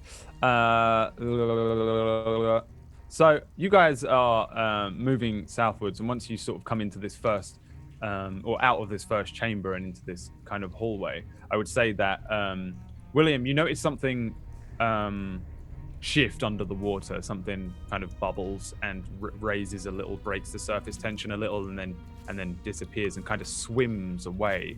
There's definitely something large, maybe about the size of a very big dog, in the water that seems to be moving about down there. As you walked in, maybe you put a footstep down, and it was the sound that echoed off the walls that caused it to move and shift away. Okay. Yeah, I'll just move between the princess then and the water and say, Your Highness, there's something in the water. Just keep moving. Of course there's something in the water. Something alive. There was something swimming around in there. We should avoid it then. Should we go back up? Just keep. Go to the streets? Keep Stay going calm. south. Right. Just stay behind me. What do we do if this thing comes out of the water? I'll stab it. I'll do it. Will you? He's like clumsily pulling out the sword. I'll stab it if it comes out. Will you stab it though? You can probably stab it faster than you can shoot it, old man. Old man. How dare you? Well, I I'm mean, gonna Leon, cock an arrow on the bow. Leon also pipes up and says, William, you know what you're doing with that, right? That's a pretty big sword. Listen, all right? I've never actually had to use it, but my parents made me take fencing lessons. I'm gonna try and do a weapon flourish with it and look fancy. What do I need to roll for that? Give me a performance check. It's not great. You're very rusty. The old fencing drills. It's not very convincing to the eye of Leon and Peyton, but probably everyone else. Like the princess seems. Oh yes, okay. Well, good. I suppose you walk ahead. And Leon says, maybe I should go first. You should go first because I'm staying between that thing and Her Majesty, and I'm just like wherever I last saw the thing in the water, I'm just interposing myself between her and the water, and telling Leon to take point. Leon takes point and puts a hand on his own sword, and of course Leon and Peyton, you're in the armor, right? I gave you armor. I think even William's got armor on actually. I have something called I have a ton of lucky things. I have chainmail. Oh yeah, that's just because you're superstitious. I just gave you something. You don't have to be. But everything in his pack says like lucky backpack, lucky flask. Let's see here. Yeah, you've got chainmail on, so you're probably in your guard's wear, like the elite silver trimmed palace elite guard. As well as Leon. So he sort of steps forward, looking a little more the part of somebody who would take point and potentially deal with a horrible creature that jumps out. And he just begins heading forward. Everyone just heading forward?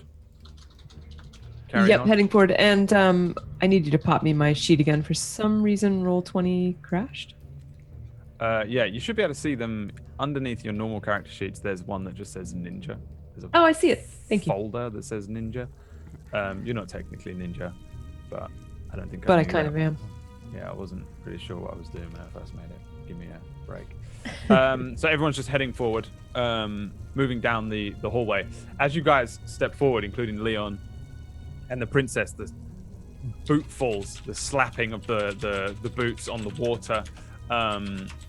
And the stone is echoing off the walls.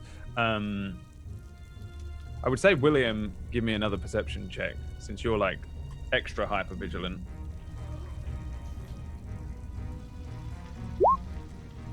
And apparently I see everything always. Yeah. Maybe you should have not been a merchant your whole life. Yeah. So as you guys start moving forward again, Leon is kind of looking about. He's looking up and down. The princess is sort of nervously, anxiously shifting her way forward along with Feely and Endinwell and Peyton bringing up the rear. When suddenly this thing ripples up out of the water, this horrible mass that just you see first of all like this round pig-like head, which has like a layer of like slime over it, like a viscous fluid that just rolls off of this weird, almost like it would almost look like a bug as it appears out of the water, and its head snaps left and right as you notice the sound of the echoes of your footfalls suddenly fall silent, and then it looks over at where pretty much you and Leon and Feely are. I'm gonna need everyone to roll me initiative for these horrific creatures, is what they're called, have appeared, for they have heard you in the water. Would Peyton get a reaction to seeing these things? Because he did cock an arrow into the...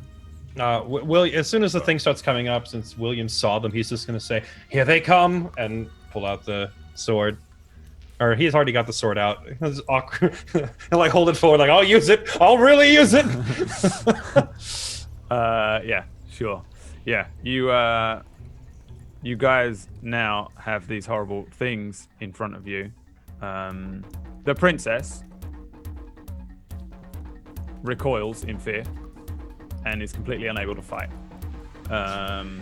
Leon, however, has got a couple of tricks, and the creatures are horrific creatures. What is your dexterity modifier, Feely? I think it's really high, actually, isn't it? Dexterity 18. So it's 4 and then 18 in the circle. Cool. So actually, I think with the roll, Peyton, you do react first. These things just out of the water rushing off them. Their bodies submerged somewhat. They're just these weird globulous. They look like weird water pigs, but they're very slimy and insectoid-ish.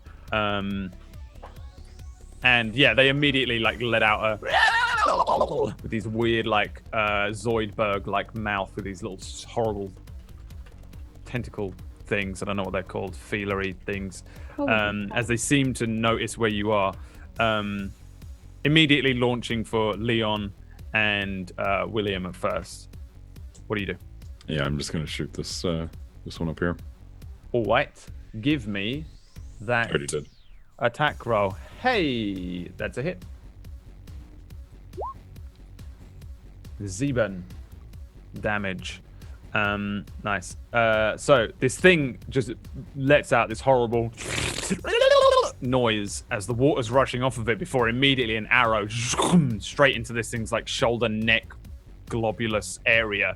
It recoils instantly and dips a little bit under the water as you instantly thud an arrow into its side. You got anything else up your sleeve? That's all gonna be all for now, but I'm gonna turn to William. See, I was faster than you. Feely, what do you want to do? I'm gonna hopefully put a well-placed strike into its eye with the stick end of my broom.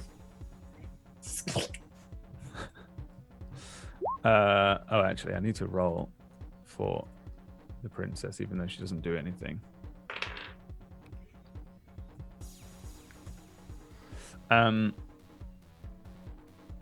Give me an attack roll. Oh, you did. So Feely just brings up a broom and swings it down towards this thing with an arrow in its side. But the reaction from the creature to dip down under the water just means that you splash a little of this filthy water up. Give me a dexterity saving throw. Oh, God.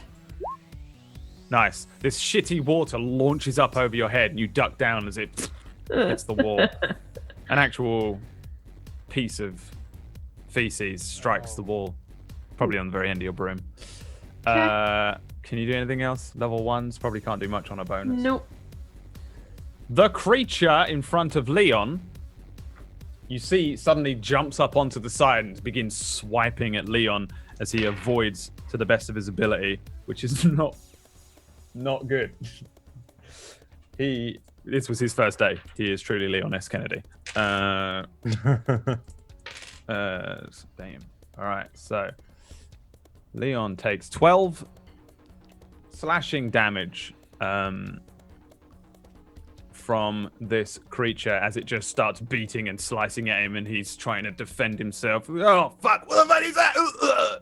As this thing is just splashing shitty water over him. He chooses to... God damn, you suck, Leon. He's so good, by the way, in the future. He's so awesome, and he sucks so bad at level 1. He instead of bringing his sword down, he brings up his hand and launches a firebolt at it. It illuminates this room a little bit, hoping that the fire will burn and kill this thing. It just, you see this Mario-like boop, boop, launch out of his hand and then fizzle out in the water next to the thing as it continues to swipe at him. He just took 12 damage as a level 1 character. I'm surprised he's still standing. He's hurt. He looks hurt. Is he level 1 or is he level 2? He is level 1. Everyone's wow. level 1. He has Just a lot of HP. Just for ease of use. Yep. Okay. I will follow up by trying to stab this thing. Here we go. Let's see here. I can't see my... Yeah, that hits. Definitely. Nice. How do you want to kill this one? It just ducked under the water to avoid Feely, right? Correct. Okay, yeah. So William just like inverts the sword and just plants it down into the water right through the thing's head. Yeah, this sword just comes down. He's gonna do that and then just pick up the arrow and say, "You dropped something," and flick it back towards Peyton. Cool, Peyton. You get another arrow. And this thing just submerges under the water, and as you bring the sword up and the arrow, nothing else rises up from underneath. That creature doesn't get a go. Oh, I will use my movement before I end the turn. Yeah. Okay. And move over here. You get to be very fast and loose with the rules in this because there's no squares, there's no real tokens. It's a memory. So not everyone can remember exactly how far they moved and shit, right? That was what I was thinking. I thought it'd be cool. I don't know what I'm doing. Well, I mean, the measuring tool still works. It's only 20 feet, so I just run up and flank this one with Leon. Ending well.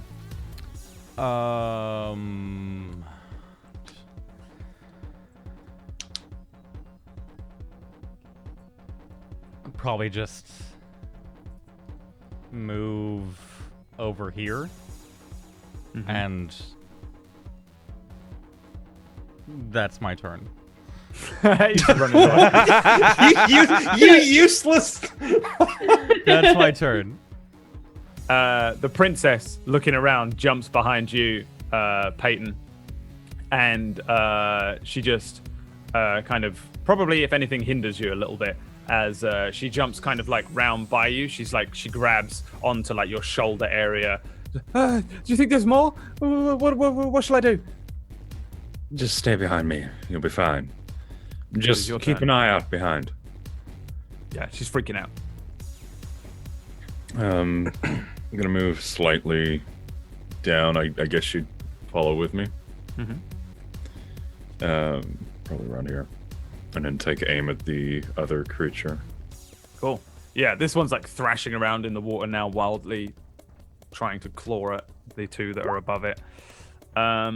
You fire an arrow, but probably the princess being on your shoulder fucks with your aim a little bit, and you loose it as it launches deep into the sewers beyond.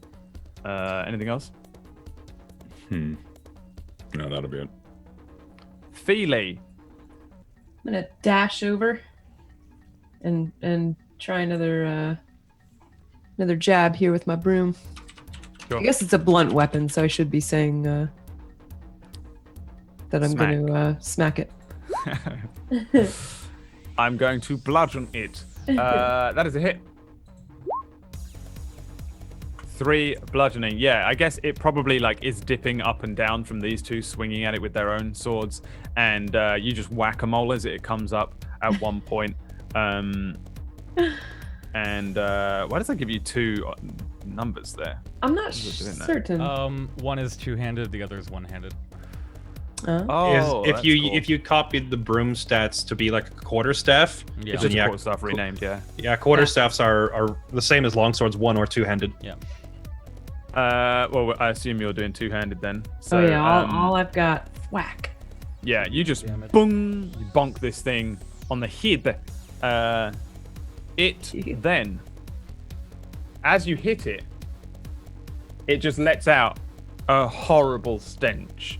It smells somehow worse than the shitty water that it is in, as just suddenly all of these weird openings and pores open on top of it like blowholes, and just poof, this horrible green gaseous, very smelly gas explodes forth from it.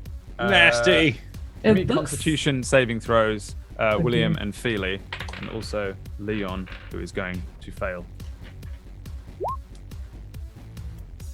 It looks like I can do an unarmed strike as a bonus on my turn, so that is true. Yeah, you can punch stuff if you want to touch it.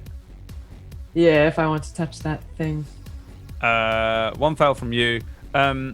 William, you maybe bring up an arm to the smell and the cloud just in time. Leon and Feely are hit with like a full wave of this horrific cloud of death, and basically you are now poisoned. Oh no! You are poisoned for 1 minute.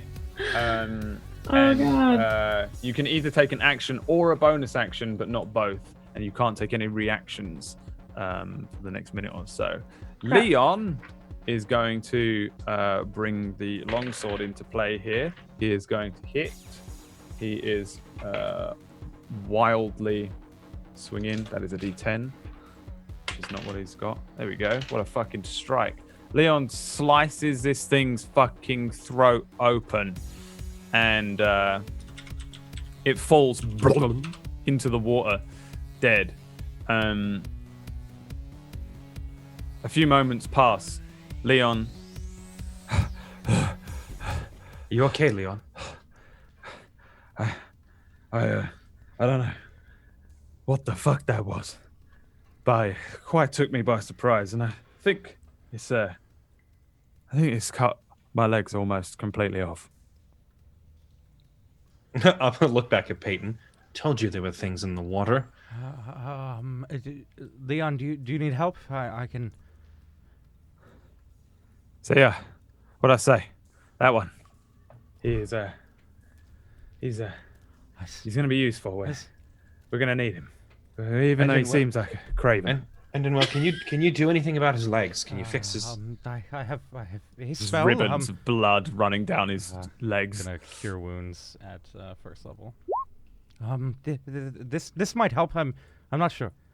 Oh, that's a fat heal at level 1. I hope.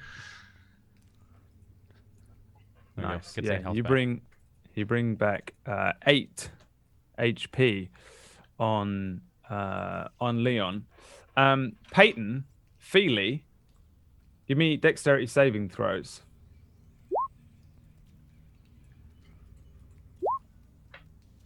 From under the water, from somewhere underneath the water, you hear, "Not yet, Snake. It's not over yet." As these things suddenly reach back out, swiping at you. It seems that they are not dead as they come back and attempt to swipe at you both. Who got the 11? Oh, it was a 12. Cool.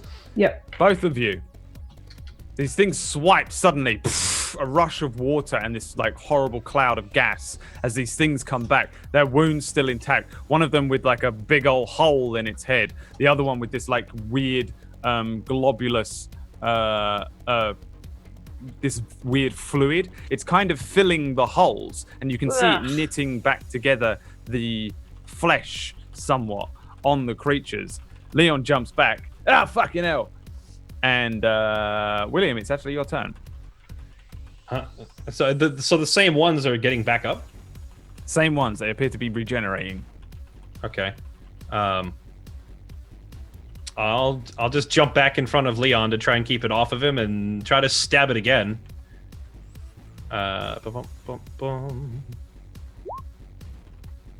Is a 15. And how do you want to kill it? I think I only get the 3 because I swung two-handed. Oh, but that's not adding my +5 or whatever. Anyway, yeah, when it comes up this time, instead of stabbing directly down, he'll just try to take its head off instead. Yeah, you do so. You just you lob off this very thick pig-like head. It launches off, lands in the water with a plop, and then the rest of this thing sinks into the water below. Anything else? I will use my movement to move back towards Peyton and kind of get between him and this thing. There's another one swiping at you guys. The thing. And tell the princess to move down near Feely and them, like get away from it. Give me a persuasion check.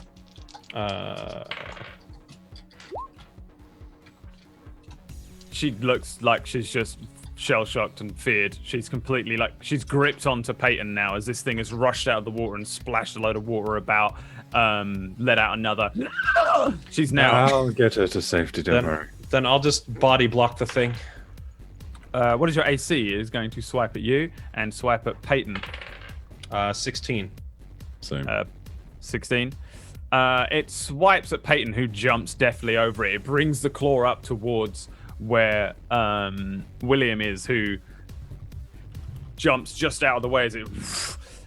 the thing kind of looks very discombobulated, trying to work out where you are. It's got this huge hole in its head, which is very slowly knitting back together. And that brings us to Endenwell. I guess as it pops up, I'm gonna fall back on my butt and just look at it and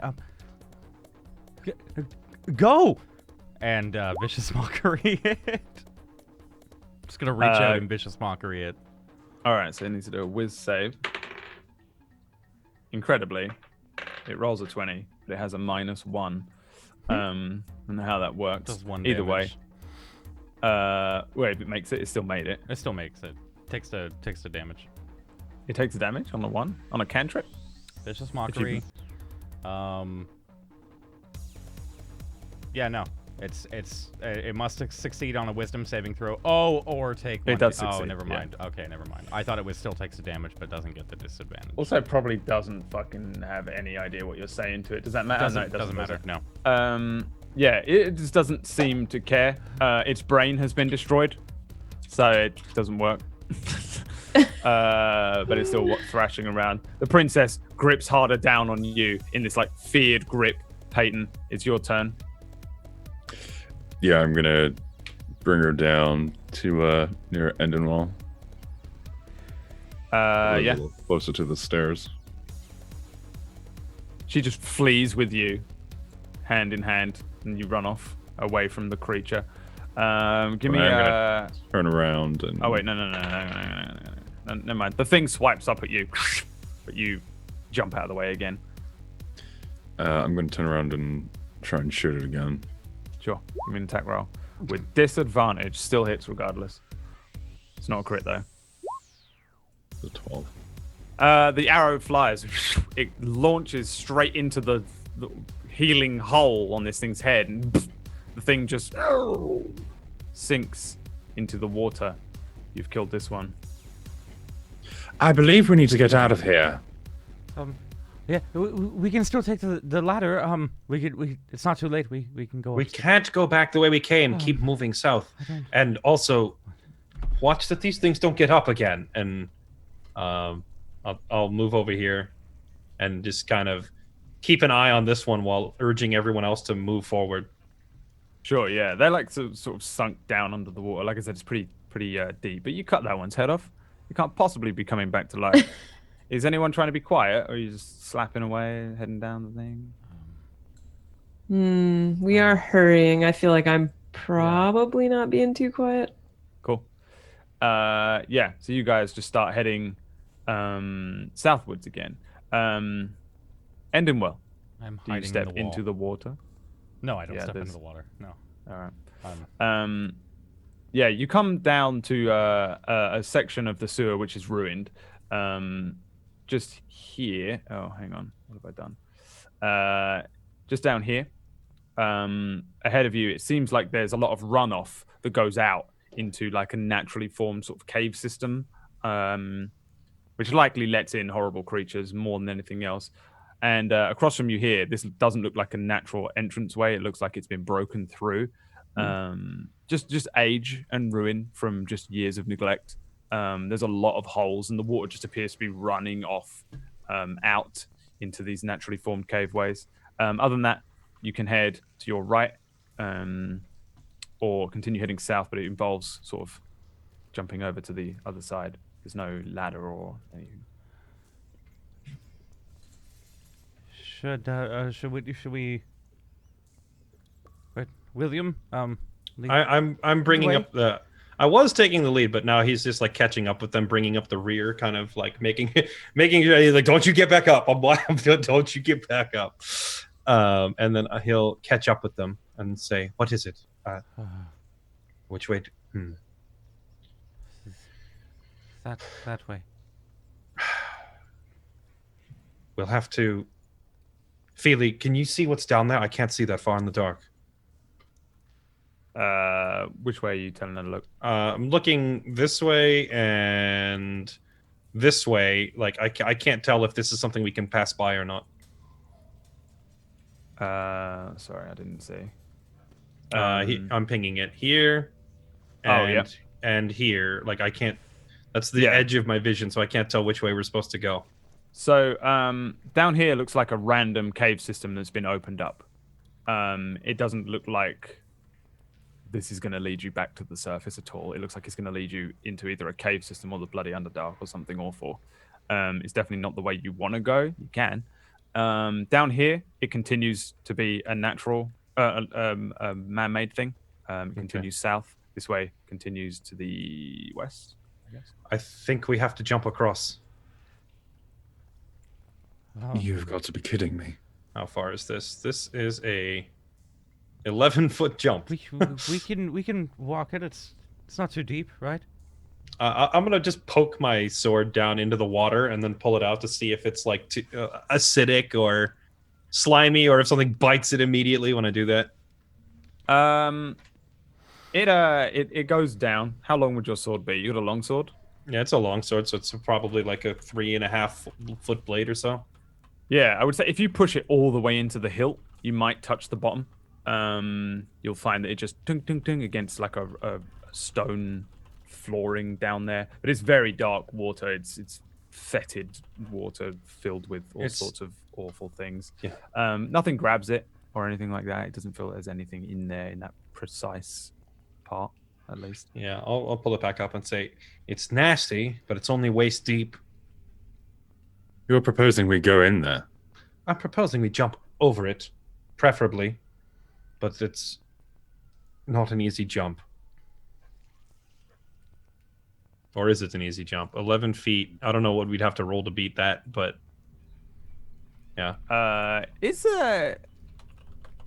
not the easiest jump in the world. It's not going to be the lowest DC of all time.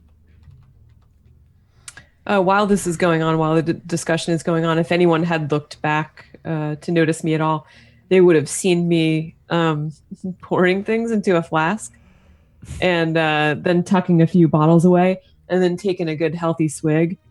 And at one point, I'll look over at Endinwell and just say, "Here, you need this more than I do." Just hand him this flask. What? Just drink it. Trust me. What is it? Gin and tonic, best drink in the world. Just bottoms up.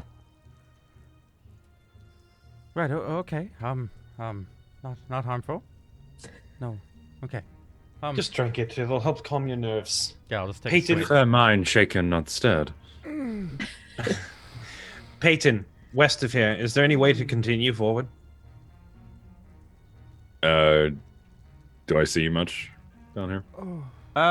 You can see what you see. It does look like it comes to another one of those like circular, deeper parts.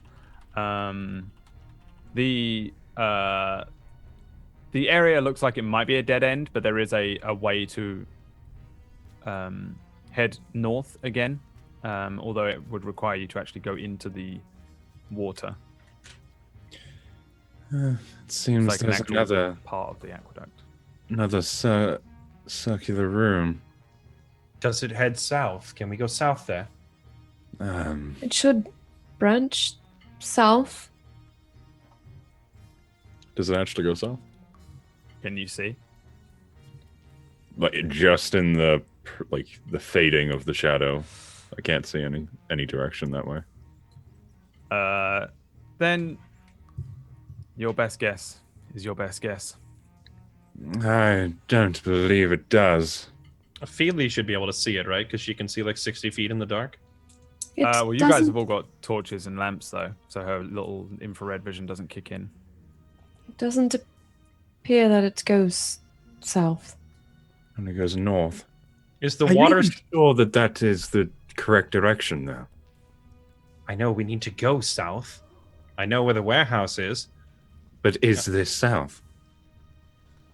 I hope so. I was trusting Feely's judgment on that. Is the water here still super deep, or as deep as it was over there, or is it lighter or shallower here?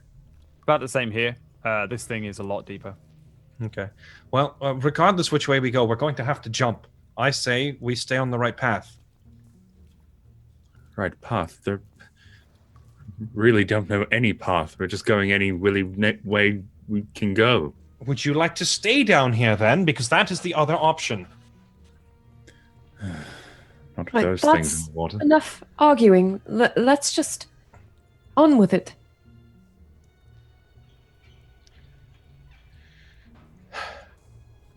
I think at this point, with my liquid courage, you're probably going to find me at the edge over here, Yeah, I was going to say... eyeballing that leap. Yeah, And, when you get over there, I think, like, as you're on the way over there, William's gotten frustrated and he's just jumping. Yeah, I think I might go for it as well. I'm going to All try right. jumping across to the east. Yeah, give me an athletics check. Acrobatics, was that you said? How do you propose to use acrobatics? There's going to be quite a flourish to my jump, given the shortness of my skirt. I feel that I can flare my legs quite a bit.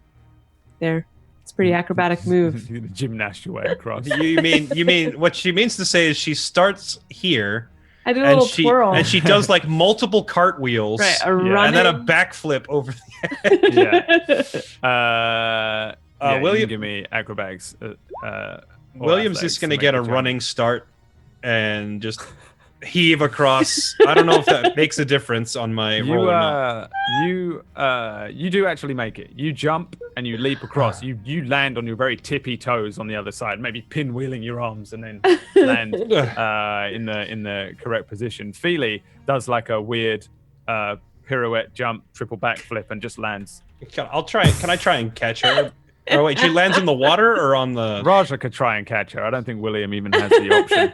Okay. Well, Splash. so William is makes pinwheeling when a loud splash happens, and Feely, you land face down in the water. Give me a Constitution saving throw, please. My God. So William makes the jump and turns around and he's like, "All right," like right as she lands in the water, just Loads of like piss water and shit water runs up your nose into your mouth and all over you, covers thick in your hair, and you don't know what you're surrounded by. There's some like weird oddments that are touching your hands, and you stand up in it and you're just completely This is a real drenched. all over again. Yes. Feely. Well, I'm glad you're good at cleaning things. Because Oh, Just come on. Come on. I'm gonna like wrap my hand in my cloak or whatever, so I'm not actually making skin contact, and just like I'm gonna extend my hand to her, but it's like wrapped in my cloak, and say, just come up here and pull her up out of the water. When I get up there, I'm going to tear off part of one of my underskirts because I assume I have crinoline and the like, and use the bottle of gin to start trying to wash myself off. Can you like William is like nudging her to move south. He's like nudging her to move south away from him, like please. Right, well, but it's not my fault. He's just like just pushing her south. I'm get away from me vigorously and like trying to make my way south. Sure. Who's next? Who else wants to make the leap of faith?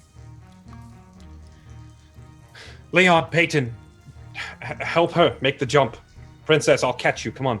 And I'm just gonna stand there with both hands out to make sure she the princess makes this jump. I'm so sorry this is happening. I don't know if I can make such a jump, but I suppose we must hurry. Okay. And she's going to take a jump. I guess I'll give her advantage if you're going to try and catch her for the landing. I was going to say maybe Peyton and Leon was going to, like, as she jumps, like, shove her over. Yeah, I was going to say, like, take her by the arms and, like, push up and over, but I don't know. Maybe she could just get advantage on the jump instead. Yeah, if you guys are helping her, then I'll give her advantage. You and Leon, Peyton, launch the princess through the air. William, arms outstretched. She just gracefully launches into the air. It's almost like she floats for a minute because it's just a beautiful, perfect leap as she launches over this shitty water and lands. Probably didn't even need William's help. Lands in front of you, William. You easily grab her by the robe and the arms and pull her in. She easily and very successfully makes that jump. William lets go of her just a little bit slower than he needed to because he's enjoying this too much. Yep. And then turns back and says, "All right, gentlemen. I believe Endinwell first. We can help him jump over." Yes, that would be wise. Okay, and just foot here like this, and I'm still gonna stand there, but as opposed to like trying to catch the princess, he's got his hand out so they have something to grab onto when they try to make the jump. Come on. So Endinwell is helped in his jump, but it's still pitiful. He leaps maybe 3/4 of the way across before he's clearly, regardless of whether you catch him or not, his legs at best are going in. Endinwell, you land in the water. You don't fall quite as badly as Feely does. You don't go into the thing, but you're like, this splashes up pretty much up to your thighs in just shit water. You don't need to make a con save because you're just high enough up that you didn't land in it with the face. But you have shitty, horrible, shitty legs with shit on them. Oh. Yeah, I'll pull him up out of the water then as quickly as possible. And say, well, it could be worse. Just gotta look at Feely. It could be much worse. I don't suppose there's a bath at when we get to my family's warehouse, we can at least get clean clothes for everyone. That won't be a problem.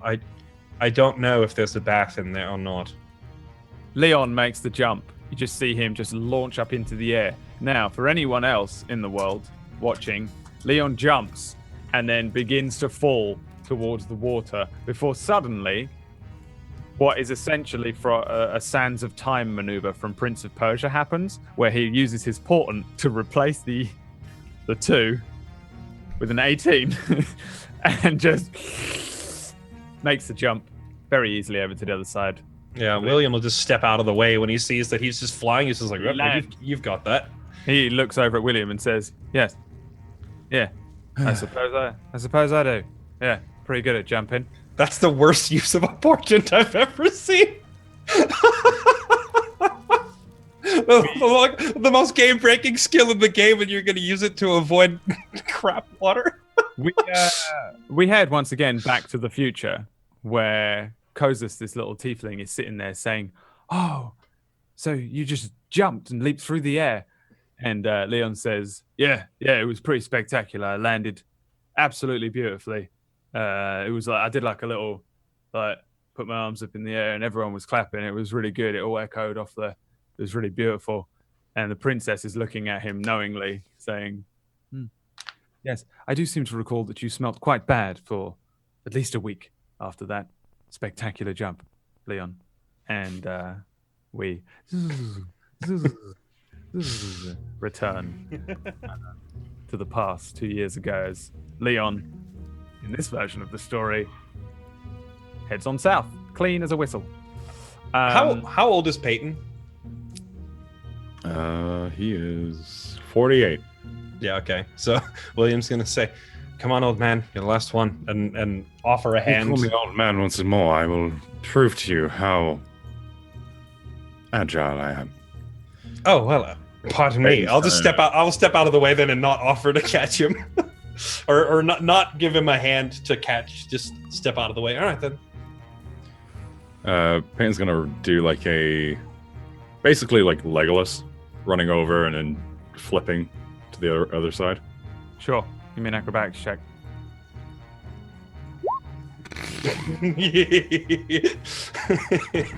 For some reason, the two people who try and kind of flourish as they jump, not including the altered history version of Leon, land face down in the water. Peyton once does like a flip in the air, but in his head he's an elf. He's really very dexterous, but it's really with his fingers for arrows and not necessarily with his body. And he just splash of water. Give me a Constitution saving throw, players. Oh. Hey, you don't have the horrendous, debilitating disease that kills Fele in 1 year. I'm kidding. William, don't talk about this. William, I can just imagine in like the modern day, Peyton as like came over. That actually didn't happen. You were like a death stare to Leon. Oh, we haven't seen Peyton in the future yet, have we? Dun dun dun. we don't know if he lives or not. We don't know if William lives either. We only know who was it? Endenwell is the only one we know lives. Right. Endenwell. Yeah, William, you can see is just like he's masking laughter, but not super well. He's just like. I guess Peyton would look at his boots. You know, these boots cost me 150 gold. Well, I guess Leon will pay for that.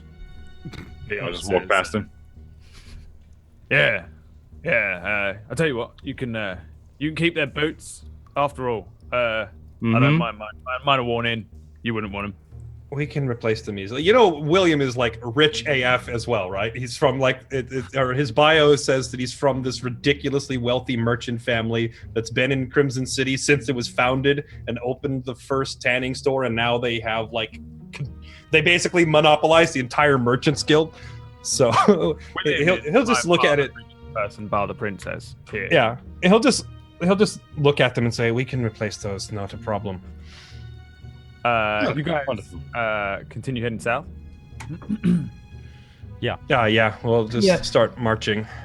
I mean, you guys head down and around this corner, and at the far end there is a ladder that leads upwards down here. We've made it. We should probably, Philly, why don't you climb up first? You'll draw the least attention. And just look around to make sure there's not, a huge patrol posted right above the exit. Okay, I'll try, but I do stink. And I just start climbing up. No one look up the ladder. Yeah, I don't think I've ever been in this situation before, so I would not have considered that the skirt and ladder situation. So there I go, unabashedly climbing away. I faint. I fucking faint. Leon also fails his constitution. Feli, so you head up the ladder. Give me a perception check and/or a stealth check if you're trying to be secretive.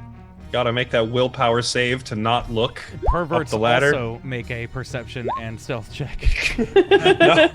No. I'm making a wisdom save instead to just nope, not gonna look. Nope, not gonna do that. In the William future, is the William prince is needs to be too on a pure for front. this world.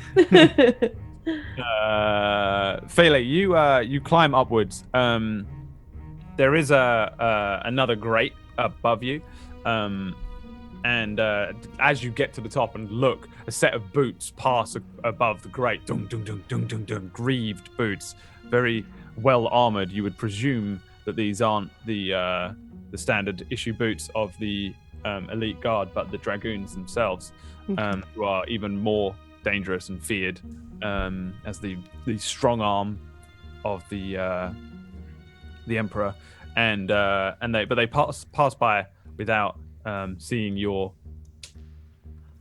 little eyes glittering up, even giving a little sniff with their very powerful draconian noses. They still don't notice you.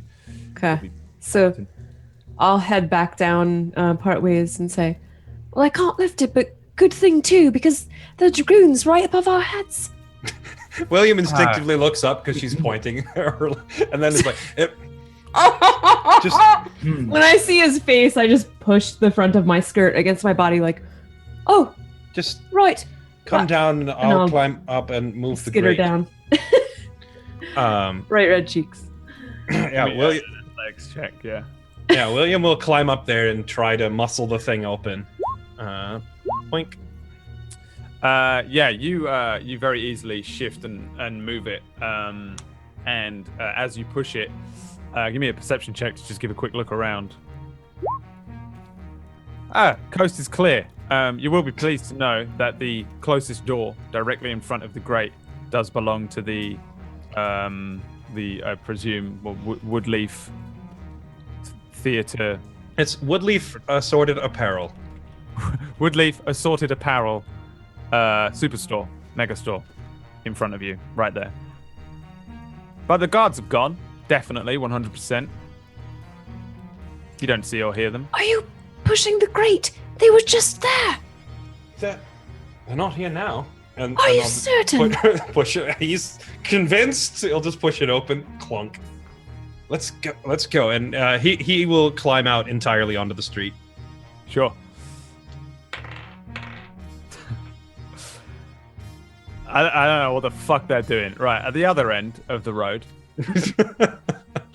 there are two dragoon warriors. The dragonborn in their very fine-looking finery. One of them has a harp, and he plays a song to the other one, who's a burly, thick-set dragonborn with a big, angry, green-looking set of scales. And as he plays the harp, bring, he turns to the other one and says, "See, it's absolutely wonderful. Ring, brand new. Ring." And as that noise is happening, there's the sound of a grate exactly in tune being moved behind them as these two are looking at this harp, listening to it, and completely and utterly oblivious, with both of them rolling a 1 for their perception.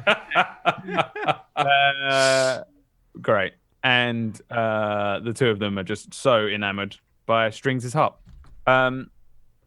So Strings unknowingly helping the party, even. String. Hey, there he is. That's what it sounds like. Out of tune and beautiful. You guys head up into the store, and Back to the Future now.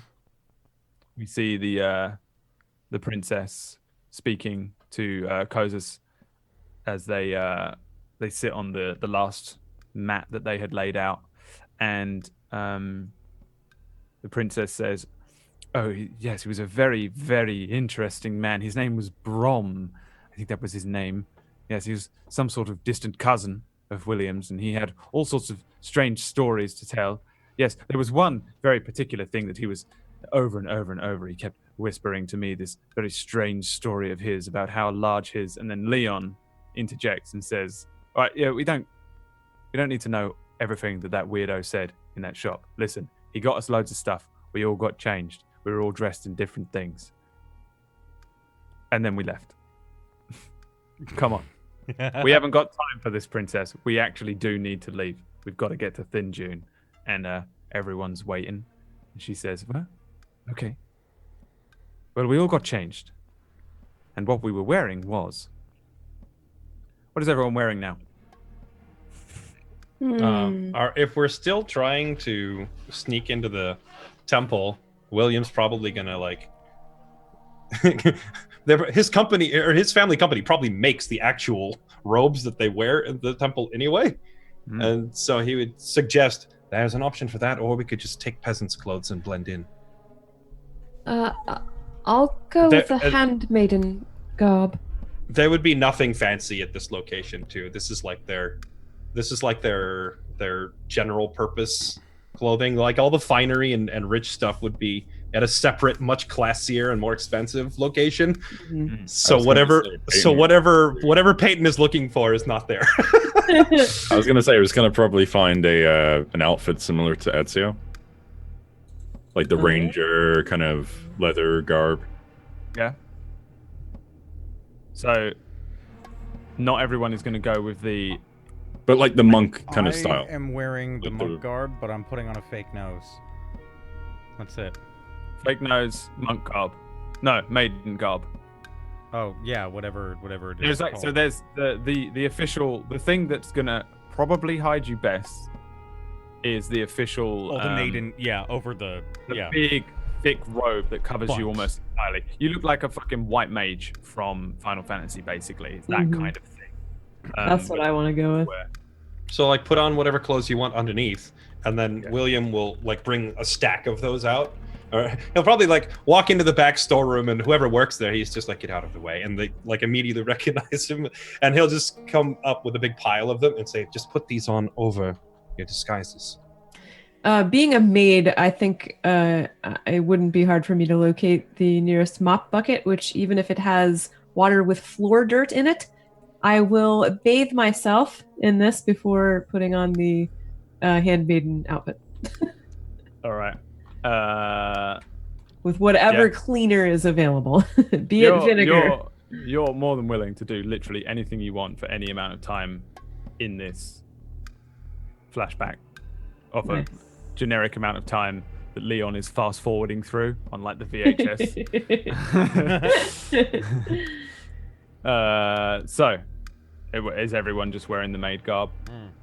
Is everyone clean? William's gonna take off like his fancy clothing and like his expensive clothes, and instead he's just gonna wear peasant's clothes but put the chainmail like underneath. He's keeping his armor on, and then he's like wearing a shirt over it, and then putting the maiden not the armor, but like taking the giant maiden robe and putting it around everything just to conceal. He looks like a really big chick right now. He's a big dude, and he's got armor on, and then he's got this big robe on top of that, so he looks like Brienne of Tarth walking around. I mean, it still does the job. And I think every now and then Peyton would probably like nudge Leon, like, I wonder why he was talking about his, thing to the princess every now and then. Yeah, this is your uncle, no, your cousin, your second cousin, Brom, who is the only person in the store. It's closed, but he's in charge of it. He's weird. He has all sorts of strange stories that we haven't got time for because we've got to go to Thin June, unfortunately. Sorry to tell you. I'm doing that just to rub it in Leon's face since he didn't want to hear it. He's a fucking freak, yeah.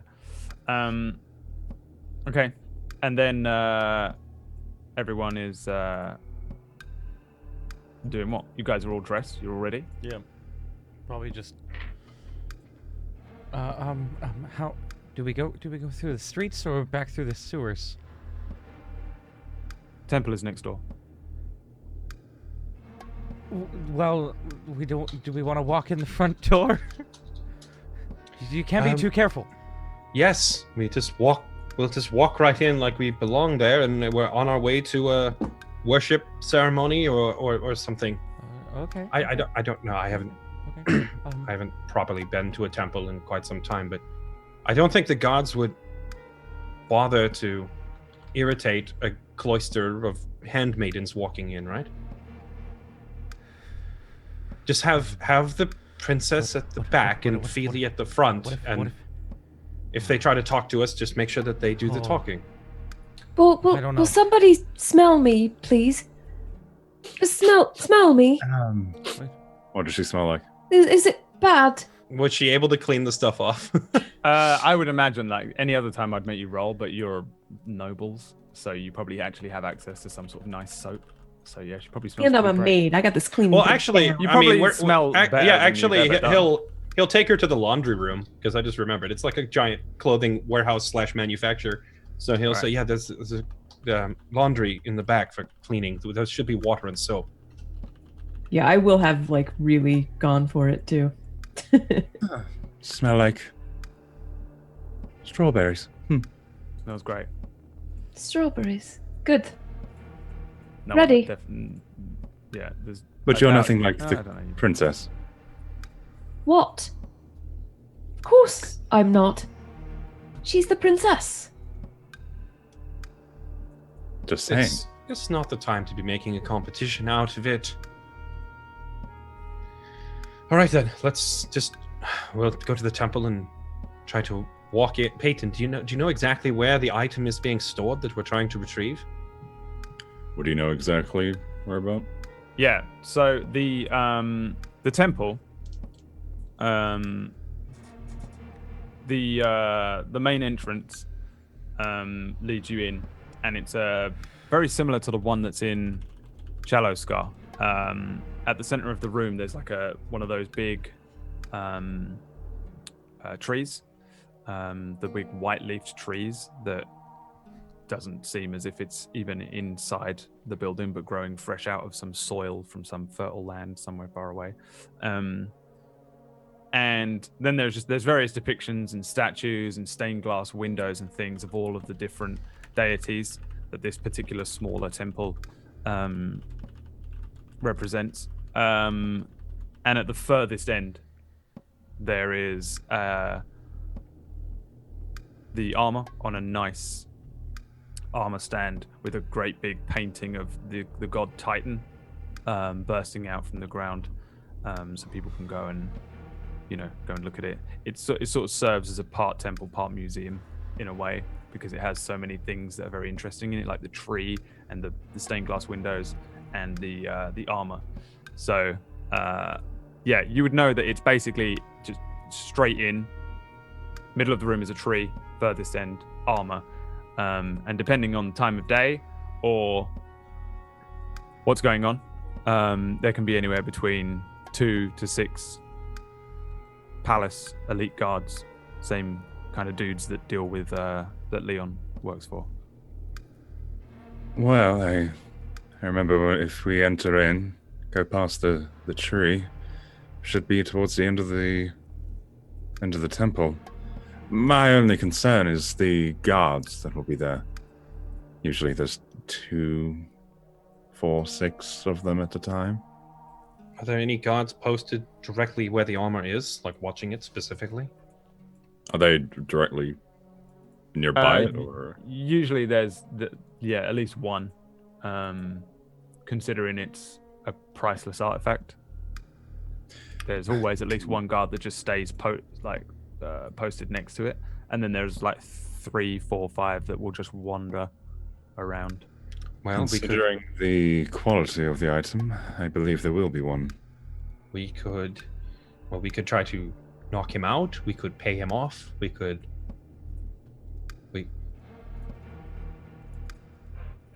He just kind of looks at Feely. We could tell him a lie. Feely. I mean, You could tell him that the princess is at your house, like she's hiding there, like you've come to turn her in. oh, That would be too Get them- dangerous in case they take Feely as well. but Harboring a fugitive and all. it would True. be worth it to protect her. Well, we could simply try to overpower him if we could separate the other guards, or perhaps draw a commotion elsewhere. Get the rest of the guards outside. And I'll turn and look at Endinwell this time. You, Jay. Endinwell. Could you make a commotion out front? I mean, I could. That's a lot of pressure. Yes. Yes, I could. Yes. Just pull out your instrument and play it loudly and badly, the way you usually do. Wait, wasn't there a guard with a harp? There was. Maybe they can have a little bit of a duel. Yeah, challenge the Dragonborn that had the harp. Challenge him to a musical duel, if you will, and just make as much noise as you can, and until the guards tell you to stop.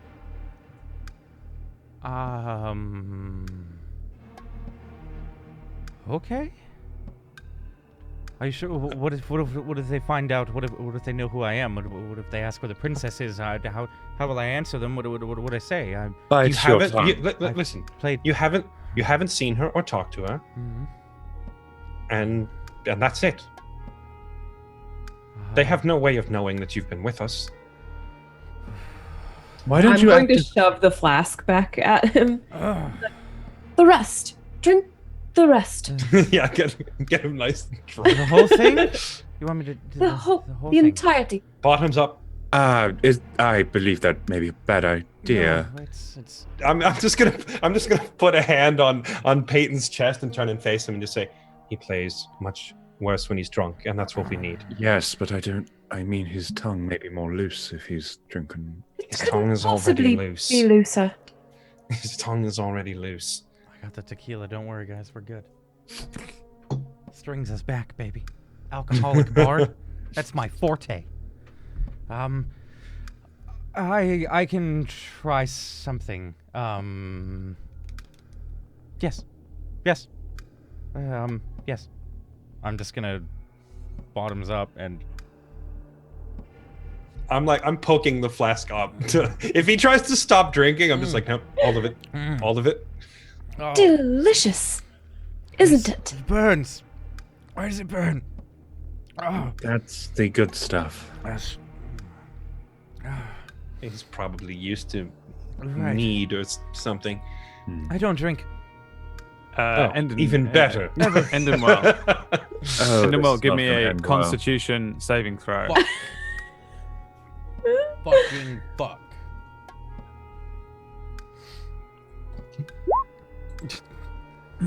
I have a -1.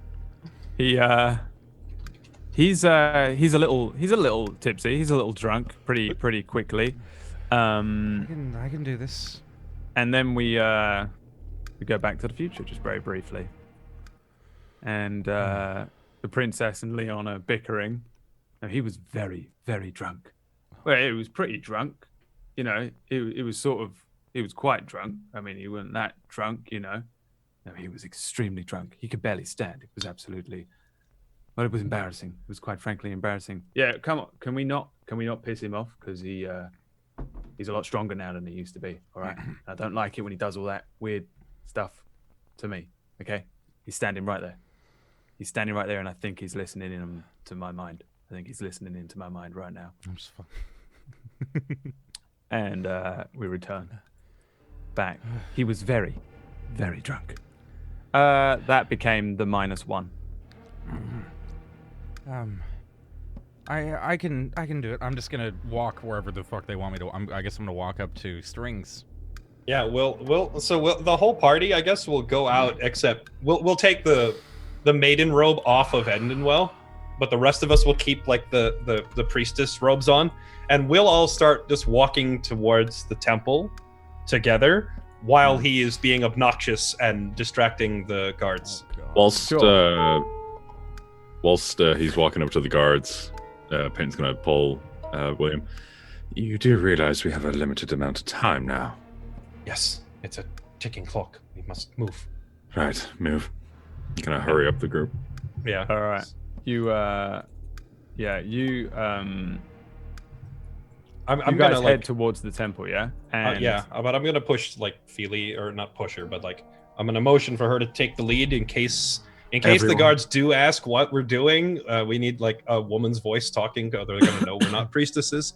Everyone, put your hands together and look as though you're praying. I believe that will So help. Keep your everyone heads moves down. Yep. Mhm. Pull Everyone the hood moves down and look down. in perfect succession with one another, exactly like Assassin's Creed. You all start moving up towards the temple. All of these white-robed maidens. Not an uncommon sight. A couple of them are walking with a little more swagger. If Solid Snake was here, he would be able to tell which of you was female and which of you wasn't. Unfortunately, he's not. So you guys all start heading away. Endingwell, what do you do? There is a couple of Dragonborn milling about. There are a couple of elite palace guards walking around as well. There are a couple between the group who are now moving towards the temple, walking down away from them. And then there are the Dragonborn at the far end of the street. I'm gonna walk right up to Strings. Hmm. And excuse me. He Excuse me? turns to you. Oh, I see you have a harp. official business. I also have a harp, and I would like to challenge you to a bard duel. The alcohol didn't loosen him up at all. I see. I'm afraid I'm very busy. Come on. It's And he begins to walk I will away. Sing you a song.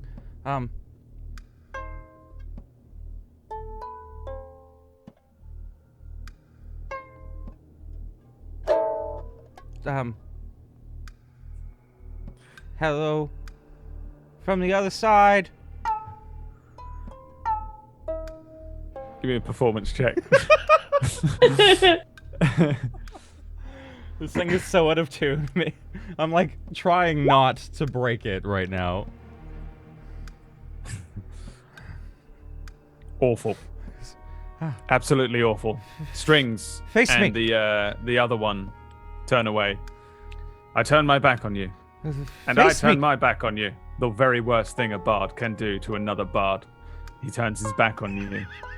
And they say, "We've got work to do. It's very important. You should stay in your house, sir." The other two elite guards are now walking towards the group. No, you two. I can see your future with this harp. Give me a persuasion check. It tells of grand death, and Are they interested? Give me a persuasion check. I did. It's a nat 20. Oh, damn. So the two elite guards, Strings and the other guy who we'll just call Boulder, walk away from you. The other two elite guards see all of these cloistered maidens heading up towards the temple, and as they're walking down, they say, "That looks a little suspicious, doesn't it? Yeah, what are they doing? It's a bit late. Yeah, there's not normally that many of them in one place either. Yeah, don't they have shifts and stuff? Yeah, we should probably go and specifically check each of their faces. Yeah, let's specifically check each of their faces. I can see your future. He can see our future. That's awesome." And they both just immediately veer away. Just All right, let's have a look then. What you got? See, read mine. you will. He holds out his hand, palm up. No, only with the harp. Don't touch me. Oh, all right. Let me cast the bones, so to say.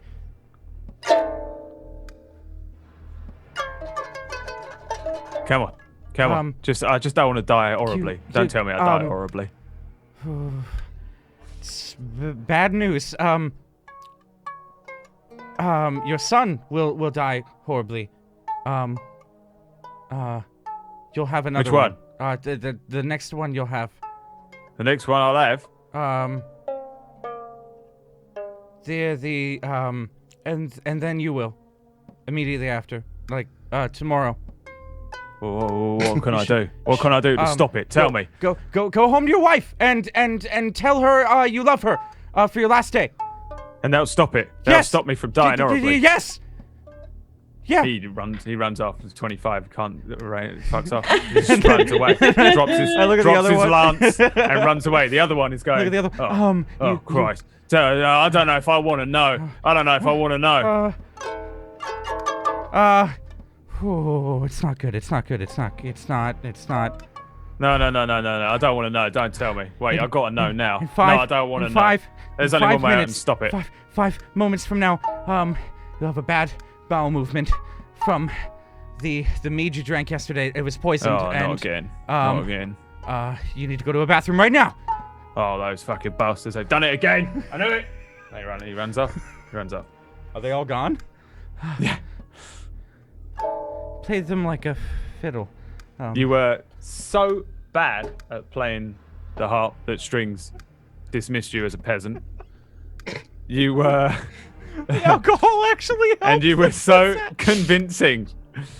You were so convincing at convincing the others that they absolutely believed everything you said and just completely distracted Yeah, I the rest convinced of the the group. dude that he was going to have a son today and then it would die tomorrow along with him. Yeah. The other guy was gonna have the run. The rest of you arc. approach the temple, and presumably head inside. As you head in, you see the room before you. Again.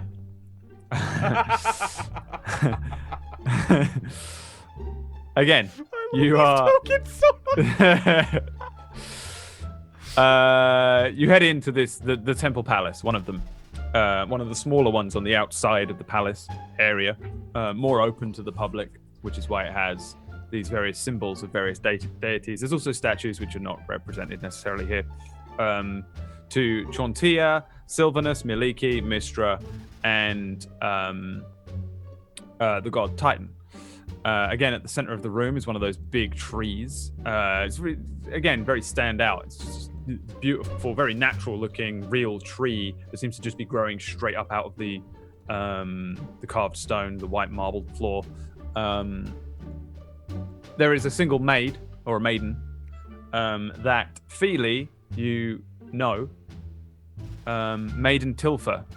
She is a relatively young human who you've just met in passing. She lives near to where you live, but you would recognize her, and she would recognize you if you saw each other's faces, and you know her well enough. You know each other. The guards in the room could be anyone. They're fully armored, plate armor with helmets. It's possible that Leon and Peyton know them very well or don't know them at all. There are plenty of guards. You don't know everyone. As to whether you would know exactly who they are, whether they're your friends, comrades, or complete strangers, at this point, you wouldn't know. There are 4 of them. 3 of them are pacing around, and then one stands at the far end next to the armor that we've seen the princess wearing, which is the armor of eternal ending, and it sits on a resplendent-looking armor rack, and above it is this huge painting of the god of sand, Titan, bursting forth from the ground before the huge sort of rock temple of Dreadtusk. The maiden, as you step in, was tending to the tree, just sweeping some of the leaves that had fallen. And as you lot all walk in, dressed as maidens, there's this one that turns. You can't really see her face, but Feely, you recognize her pretty quickly.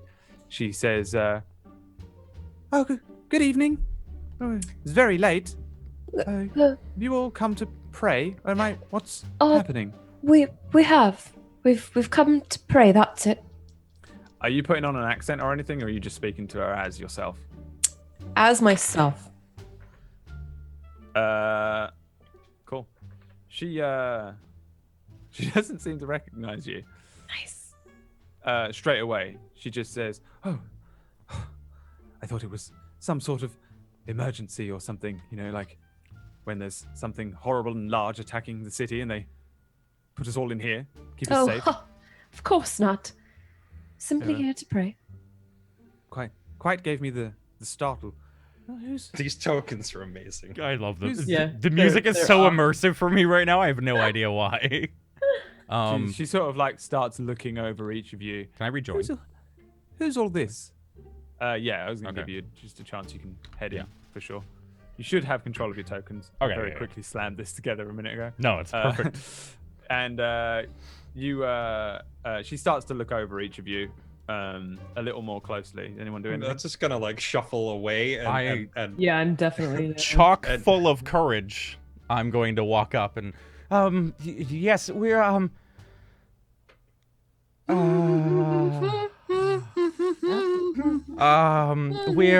we're here to pray. Are you putting on any sort of voice or accent or anything? No. All right. I'm going to scurry up, grab him by the elbow, No, it's fine. drag him away. Here, I'm resisting. Maiden Tilfa has some sort of deaf ear. She's rolled another one. Oh my god.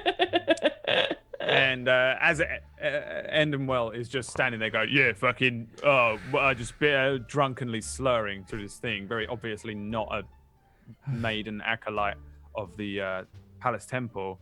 Maiden Tilfa just says, "Oh, yes, well, of course, you're quite welcome to pray, of course. It's what we do. And we could have waited till morning. It's rather late." She looks at her watch that she's some reason.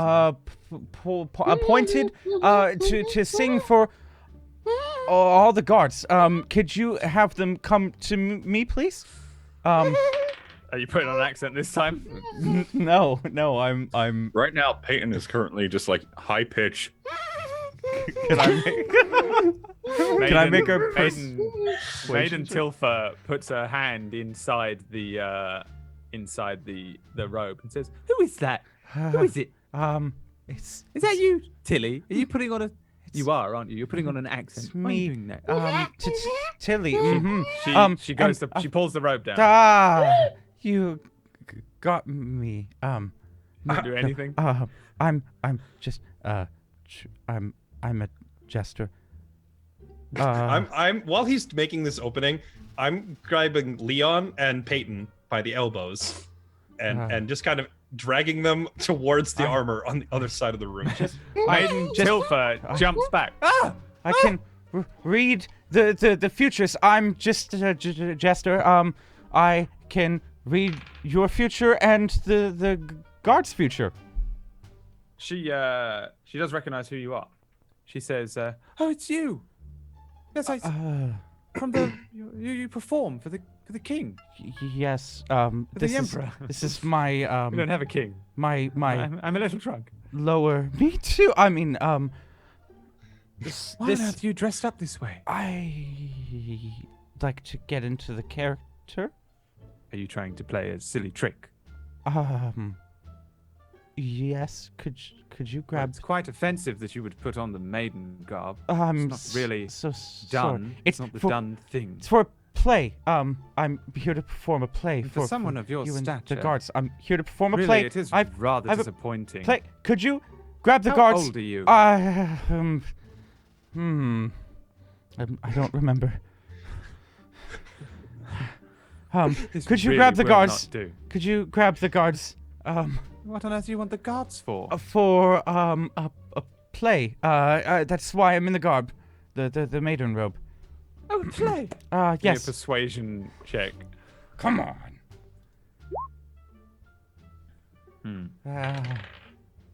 She says, "Oh, don't be so silly. A play at this time of night, all by yourself and drunk. What are you really doing?" No, you're right. I'm here to sing. I wanted to practice my singing, and my playing. I have a show for the Emperor tomorrow, and this is part of the costume, and I figured why not get in character. Well, right why now. did you come here to practice singing? I have to be. It's the halls, the reverberation and the echo, and it's similar to the throne room. It's the only place that's similar, and Throne is much larger. but it's similar. There's my house This is doesn't. domed in areas. Listen. I Just grab the guards, and I will sing for all of them, specifically every guard, please. William and Peyton. All this is bickering behind them. You guys are just heading through. I brought Leon too. And Leon. You guys are what? Sneaking past? We're just like walking through like we own the place and then going to whatever altar this is here like we're going to say a prayer, I guess. Sure, yeah, it's the altar of Maliki. Yeah, we're praying to Maliki while we wait for Endonwell to get rid of these other 3 guards. Give me a performance check each for your prayer to Maliki to see if it sounds convincing to the guards that can hear you. I'm not saying anything out loud. I'm just like Pretending. Yeah, pretending to. Mumbling. The Leon isn't, because I've already rolled. Leon goes, "Oh, dear, upwards to I'll just elbow him immediately. Our Lady of the Forest." Oh, yeah, I don't know anything about Maliki. Our Lady of the Forest, please. Have you ever even seen a forest? Why are we even? Why is there even a temple to these? Shut up, please. I mean, why is there even a temple to these forest gods? When was the last time you went to a forest? I've only read about them in books. I'm just gonna the start guard. loudly playing now. Just The guard nearby. Since that before The guard nearby heads over towards you 3 and sort of says, "What are you lot doing?" merely pray. Late. Which of us did he approach? Me It's specifically? just kind of like you're all got your backs to him and you're bickering, and then just suddenly there's a voice behind you. It's a huge, fully plated guard. Yeah, He's I'm gonna like just keep my head down and my hands folded and not say anything, but just more like humming, high pitched humming, like doing this, like I'm doing some sort of meditation, and do my best to ignore him. Leon follows your lead and does the same thing. Peyton, you doing anything? Yeah, I'll join in. High pitch. All right. The guard says, "Bit late, isn't it? For you lot and your lot to pray. Isn't this what you do in the morning?" I'll just nod. All right. Why is he playing a? Why is he even dressed? Oi, you there! And my leaky, your favor and desire. He comes over with hand on sword. Well, what on earth are you? But the maiden says, "Oh, shush! It's He's trying to perform. He needs to practice." It's yes. Could you get the other guards? I need 4 actors. It's for the Emperor. It's very important tomorrow. I have to perform. Give me a persuasion check. Fuck yes, I'll give you a persuasion check. Good. It's the fucking first decent roll I've had all evening. He rolled a 15. He says, "Actors? Well, I'm not much of an actor. I just need you to. I'll teach you the small dance. It's just like a gentle gait. With your sword out. You just have to. Well, that seems rather dangerous. Just without the sword, the scabbard. Keep it in the scabbard. I suppose. All right. Pretty good. Not much on. Give me a minute. Yeah, thank you. He heads around to the other guards, collects them. Fucking taking more swigs and fucking sitting there frantic. I'm offering maiden tiff or some too. Oh, would you like some? Down at the bottom, the one that's next to the armor says, Oh no, I can't leave. You gotta be kidding me. No, don't have my head. Oh, I'm the one that's not meant to. Oh, I'm on the duty of the armor though. And they said, yeah, I know I can see it from over there. Yeah, but I'll get in a lot of trouble though. Yeah, I am bored. All right. And then all of them head up to. I think. Oh this God. Is, We're gonna. I need a larger. And I'm gonna go over here. Come. Come He here. did leave. Come here. And Maiden Tiffer, if you would, you can set the stage for us. Yes. Set the stage. How? Well, If anyone catches us, we're all dead. You know that. it's- Yeah, but I Would mean, you- when was the last time anything ever happened? Did yes, listen. Didn't last week some little thief try and nick the armor? Nah, no one's gonna try and nick the armor. It's probably fake anyway. I reckon it's fake, yeah. You reckon it's fake? I reckon it's fake. I don't think it's fake. Stop it. All of you be quiet. He's trying to perform. The You've been armor. drinking. Oi, is- you've been drinking. I can smell it. Yes, I'm a bard. Gives a bit. Let's have some. I'm gonna hand it to them. I was gonna offer it He anyway. the little thing on the front, and they all just start drinking. And give me a performance check as you play. Truth. Yeah, they love it. They're clapping. Their gauntleted hands are just horrific noise. Miley Key, we offer favor to I love this one. you. Yeah, wait till he hits the chorus. It's right catching. Yeah, I'm What are gonna the nudge rest of you Peyton. Yeah, this is it. This is our opening. I'm gonna grab Leon and nudge Peyton and say, "Now, let's go, and I'm gonna just run go. over stealthily and try and So, silently is the- take off the armor. Is the armor like on display, like hanging there, or is it like mounted on a mannequin, or how is it secured to the wall? Just take the whole mannequin. It's on like wooden. It's on like a. You ever seen those like fucking Wing Chun doll things? It's like one of those where you have like the central post and then like wooden bits that come out to support the rest of it. So you could technically just lift it off relatively easily. Peyton, Okay. you reach in. You reach for it. Give me a Constitution saving throw. You touch it, and you get like a little electric shock from it as you do so. It doesn't hurt you, but it's like a shock, an instant shock. I don't think we can touch this. I'll I see that happen to him, and I'll just like carefully with just like one finger touch it and see if I get the same reaction. Yeah, give me a Constitution saving throw. Rip. You are paralyzed. You're stuck. Do I see this happening? All your muscles tense up completely. You're just kind of stuck in like I'll move his hand away from the armor. Can I talk? He moves your or hand is- away, and it breaks it instantly. Oh, okay. Oh, hold on. And I'm gonna like put my hand inside the maiden cloak and try poking it with my hand covered. Yeah, it works. You touch it, and no response from the thing. Okay, we can't touch it. It's cursed or something. I'm gonna rush over at this point, seeing this happen. The princess is running over with Feely. I can't believe this is actually going to work, Feely. I think. Right. Well, it may just. I'm going to. Okay, that's it. I just like take the maiden cloak off while the guards are looking the other way, wrap the cloak around the entire mannequin, and just pick it up.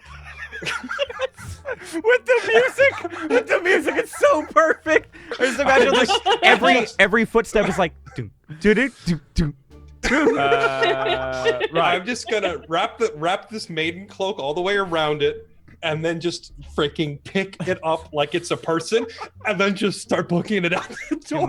Can we Right. change the token to a maiden cloak? The thing, Yes. the armor. Yeah. So you grab the thing, the whole armor, and just wrap it in the maiden thing. Yeah. Yeah. Or are you taking the whole fucking wooden Pedestal. How heavy is it? It looks heavy. It looks like it's got a huge base as well. Can I like remove it from the base? The armor is 2 bits. The armor itself is just a single like body suit of chain-linked armor that's you slip your entire body in from some way, and then there's a helmet separate. Okay. So the rest of it is just it's sat on this like wooden, almost like a crucifix, like a cross, right? What do you? Does that crucifix thing come loose? Can I like remove it from the wooden base or no? It doesn't look like it would be easy to do. It looks like you'd have to break it or make a lot of noise at least. Okay, if I were to just pick the whole thing up, how is that? Am I not able to do? How heavy is it? Give me an athletics check to try. Okay. Cool. You lift it. You can lift it up, but it's kind of like you successfully get it off the ground, but getting this thing out of the room would be awful. Is the armor stuck to it? It's like Is that the idea? Just get 2 Well, people. I just wanted to do it quickly, but now that I'm seeing how heavy it is, just like put it back down. Gonna take the armor, but like wrap it in the rope. Yeah, like the helmet. Sorry, not the entire. While he's getting the helmet, then I'm just gonna like continue keeping my hands covered and just take the armor and throw it down into the cloak instead. Mm-hmm. And then I'm gonna put my own. And then I'm gonna put my own chainmail on the dummy. There we go. They'll never notice. Ending well. Give me another performance check just to see how well it's going.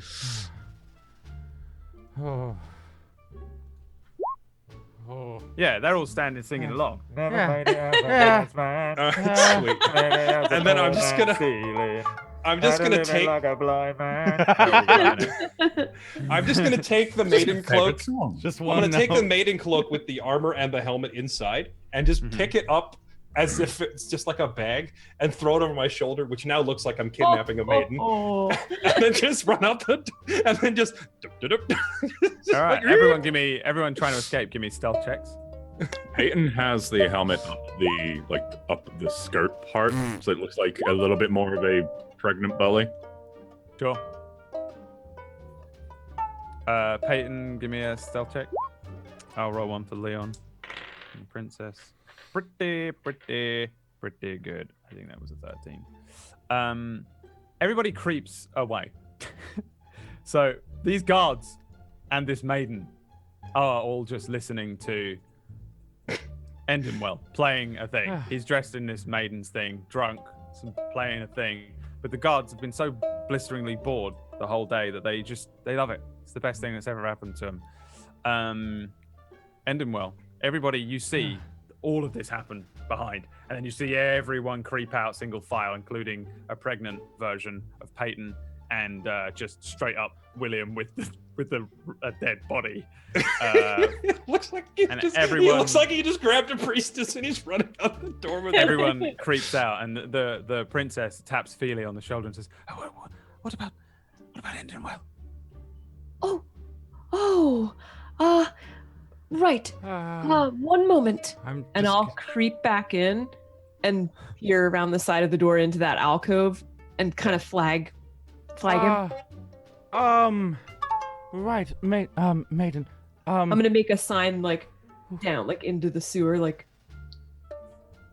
Would you maiden could you play? I'm gonna go change the outfits real quickly for the second act. Give me another persuasion check. Not even persuasion. I don't know why I'm not making you roll deception here. She kind of says, no, I couldn't. No, I couldn't follow that. I mean, I did take one harp lesson as a girl, but I couldn't follow. This was one of the most magnificent things I've ever seen. This truly is worthy of an emperor. Enraptured audience. You could we speak? Guards, just stay here a moment. I'm going to. We'll both get our costume. We have to stay here. Changed. Just awful if we left. Just anyone for a moment. Could just walk in off the just look at the armor, or it'll cut just down be the bloody tree, two seconds. That's all I need is 2 seconds. Just look at the harp. It's magical. It'll just stare at the harp. Magical, yes. Give me a persuasion check. No, give me a deception check. Fuck! Since I've remembered how to DM all of a sudden.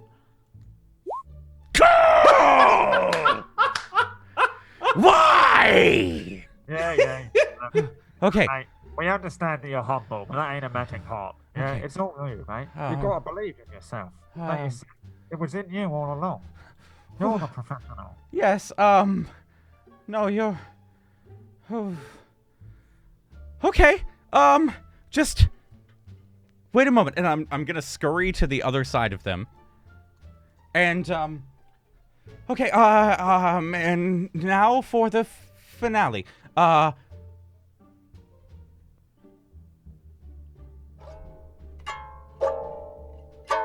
And I'm gonna cast sleep on all of them. Yes. Will that roll for me or no? Come on, roll. 14. You 14. fast asleep. And one by one, they each drop. Dum, dum, dum, dum, dum, dum. They're all asleep. I'm running frantically. I throw the harp. I'm running. I just throw the harp and I run. You throw the harp. I run as fast as I can. And you Right, run to the sewers. out the door. Yeah. I like crash and we're like, go, run, we have to run! And I'm just like... And jump into the sewers. And we head once again back to the future, where the princess I think is... that's how a bard should be played. Princess is, I played a bard all wrong. is, That was awesome. is standing up, and one of the other ninjas rolls up the carpet thing, whatever it was, rug that they were all sat on, and she looks up and says, "Still serving you, aren't I? After all these years, even though I'm a free elf." And it's Feely, slightly older. She has a nasty-looking scar down one side of her face now, and she hoists it up on one shoulder and heads over to Endemwell, slaps him on the butt with it, and he turns. He's got a big, bushy beard, graying salt and pepper at one side, an eye patch. His head is shaved, tattooed. He looks huge, strong. Something happened. The glow up of Endemwell. Endemwell looks like what's his name? Reinhardt. Now, What the fuck? there's a harp on his back, brand new harp, and as Feely slaps him on the butt, she says, "Come on then, off we go." And he says, "Yes, I suppose so," and then scurries on after her in their ninja garb. The princess and Leon stand and begin to fasten some things, and Leon says, "Well, story time's over. We've got to move on. We are literally racing them, and I really don't want to lose because I feel like they won't let me hear the end of it if they win the race to Thin Dune. And I mean, I know I can teleport some of us, but I can't teleport all of us, so we've got to go." And the princess fixes her helmet and says, Yes. I suppose that that story we'll have to end it another time, Kozis. the little tiefling says, "All right."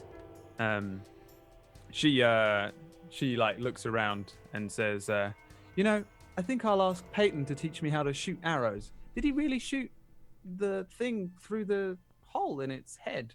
And Leon says, No. In fact, most of that story didn't go anything like that."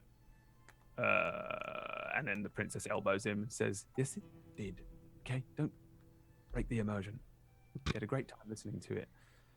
And he says, "Yeah, well, shame about William. I mean, he's obviously fine." And they point over at William, who's sharpening a blade. It's just a shame about him, isn't it? And they heft up all of their ninja garb, pull the things over their head, and then they form a sort of protective circle. The extra ninjas, all of these new guys, as well as the slightly older and rough around the edges looking forms of the initial 4 friends who joined Leon and the princess to escape. And they head off into the midday sun towards thin June. And that brings us to the end of today's session. This one shot 2 years ago. That was actually really good. Yeah, it was. The music at the end was like perfect. It was perfect. Yeah, That was super fun. That was entertaining. Wow. to see you do all that hard bullshit. Somebody at the beginning of the episode was like, I hope Endenwell rolls a nat 20 and has a redeeming arc at the end of this episode. Which is very fitting. Yeah. Well, there you go. So wait, how did we escape with our stealth roll of 9 on Peyton? Because it was just part of the story. Yeah, Were the guards we're also the guards level were one, so the guards were that oblivious? Listen, The guards were that oblivious. don't take it we're away level from one, so Endenwell. the rolls against us can't be that high. Yeah, no, it was just, it's whatever. It's however the story was told. Yep. Okay? That's how it went. Leon was For some fudging reason, numbers. he had the advantage. Yeah, That makes it was sense. just the way the story. I mean, Leon did fudge the numbers, although Leon does actually have a portent. I think we all know what really happened to Leon 2 years ago. He didn't make the jump. As soon as you said he uses a portent to make the jump, my mind is just going, what? Well, in my head, like they're both telling this story, and she's saying one thing, and he's saying, "No, I made the jump," and she's like, out on his face. Everyone else made it, and he was like, "No, Feely didn't make it." And Peyton jumped into it, and I made it. That kind of thing. So that's where all the number fudging comes in. You're welcome. That was a lot of fun. Thanks for playing, players. Let's do a quick round of shout outs, and then we'll see everyone next week for the return of HJ Tenchi and all of the in-jokes that he will never understand unless he watches the episode. Yeah. Let's start with Connor Cronus. Peyton. Yes, you can all find me at. It's probably easier just to say ccronus.com. It's all my stuff. There you go. Done. Easy. Tuesday. Where can people find you Tuesday? Oh, you said Tuesday. Sorry, it cut out for me. Hi guys, I'm Tuesday Gray. You can find me at /Tuesday Gray on all of the internet places, and you should come see me do fun stuff when I do it, because I do that sometimes. And today was fun, so thanks for watching. Very good. Fairlight. Unlike these other smart people, you can find me all over the internet on various usernames, depending on which platform, because my name is too long to fit on most of them. But the only one that matters is twitch.tv/Fairlight_Excalibur, where I am live far more than is healthy. That is true. Yeah, you stream for way too long. It freaks me out. Like a robot. Cyborg Excalibur. Jay Brotato. Hi, Has finally returned to the world of roleplay on his channel. I have finally returned to the world of roleplay on my channel. Catch our campaign Sundays, 3 p.m. with Brad and Connor, where I roleplay or DM these two idiots through, where they don't move a fucking inch. They don't do anything. That's not my fault. That's everyone else. To be fair, though, we did fucking kill an ogre or a troll in a cool way. We tricked it by making a minor illusion floor, and it ran off the edge of a cliff. Yeah. Did you? Did you really? Did you? Oh, I don't know. Maybe it's got wings and it's flying back at us. That's where the episode ended. Who but it was knows? still- Fridays, 7 p.m. Eastern, we do Neon Scream as well, part of Table Stories. Other shows, it's a cyberpunk role-playing show. And then Sunday, 3 p.m. Eastern, we do Ilios, which is my 5e campaign set in one city. And that's it. They can never leave. It's a massive city, though. It is. Yeah, you guys are in a huge city. I honestly think that Ilios is larger than Dustvale. It's just that Dustvale I refer to as a continent, so it sounds bigger, but really, there's only a handful of locations. Is Ilios in Lacrin? Is this like a shared universe kind of thing? Oh, no. Well, I mean, like, Table Start, we always share the universes, but, like, it's not we share it in a multiverse way. Yeah. We have like just start putting them all on the same map. On the continent. We have like so that theoretically, eventually, our characters could run into each other. Yeah, we have the Avengers multiverse thing going on, but other than that, it's not in the same locations. Although, oh wait, that's a spoiler. Never mind. Disregard. We did think of doing one like that though. We were thinking of when me and Jay both are like, oh, next week I'm starting a new campaign, and it aligns in that way. We were thinking of doing the one day set in the world with at the same time. Yeah, that would be really cool to do because I think didn't JP have a series like that when they did their Star Wars one? They actually had like fucking did it before us. God damn it. Well, not quite the same, but they had like two full separate parties. Yeah, they had their good side and the bad side, right? They weren't just like in the same universe though. They were like in the same campaign, but like the evil party versus the light side part, like the dark side of the Force versus the light side of the Force party. Was it ran by the same DM? Yeah, it was just Adam. I don't know how the fuck you micromanage it on that level. Because we were thinking of having like an interchangeable cast of 8 people that can swap potentially if they wanted to. You know, you just be like, oh, you go and join their team for a bit or whatever. Just well, he wasn't using D&D. He was using some other rule set. It was a Star Wars one, yeah. And whatever rule set that was already had rules in place for like destiny points or whatever. So if like one team succeeded on their objective, it just meant that like the D&D equivalent was basically the other team was having disadvantage on key critical story moments. So they were like competing in that sense. I like that actually. We toyed with it before, but we just haven't implemented it. We don't run enough campaigns, I don't think. It would be funny if you did one campaign and Jay did a different campaign, but our characters in the same continent following the same storyline but working against each other. Yeah.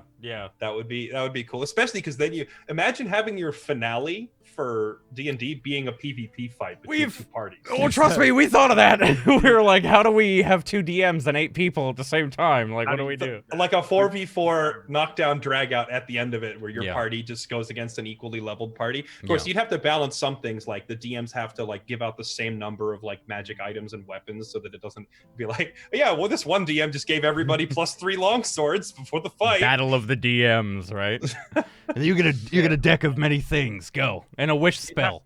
We'd have to get like a third DM to mediate the fight, because otherwise you get a wand of wishing with 10 charges. You know? Yeah. Brad and I would be on the other side, like.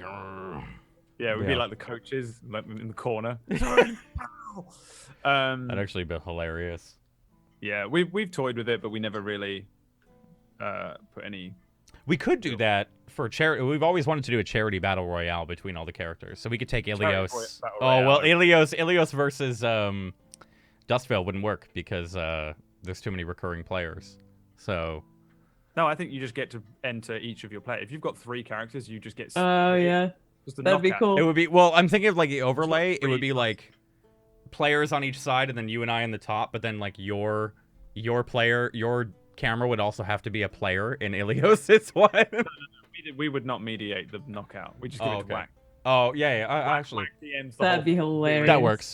That works. Like I thought it through. It's the logistics comes on the part of everyone being a streamer on different time zones and everything. Yeah. Everyone's shit. Getting everyone in the same sort of like 12-hour time. But maybe one day when we find the time, the resources, and Fairlight Excalibur sets it all up for us, because he's probably really good at logistically getting everyone into a place. You make us a schedule, Fairlight. I believe in you. I've got so much planning to do now. It's gonna happen next week now. It's gonna be tomorrow. That's how good Fairlight probably is at scheduling stuff. All right, well, that brings us to the end. Remember to tune in tomorrow for Fairlight Excalibur's Battle Royale. Fairlight Excalibur's Tablestory Battle Royale. Hold on, I can't make other people just show up immediately. I don't have that power. The real issue is, and this is what would happen, I guarantee you, that I haven't got my head around, is when the finale is, the final fight is definitely Gotho versus Raja. What do you do? Gotho is not an optimized character at all. He would get wrecked. He's still being played by you, though. Yeah.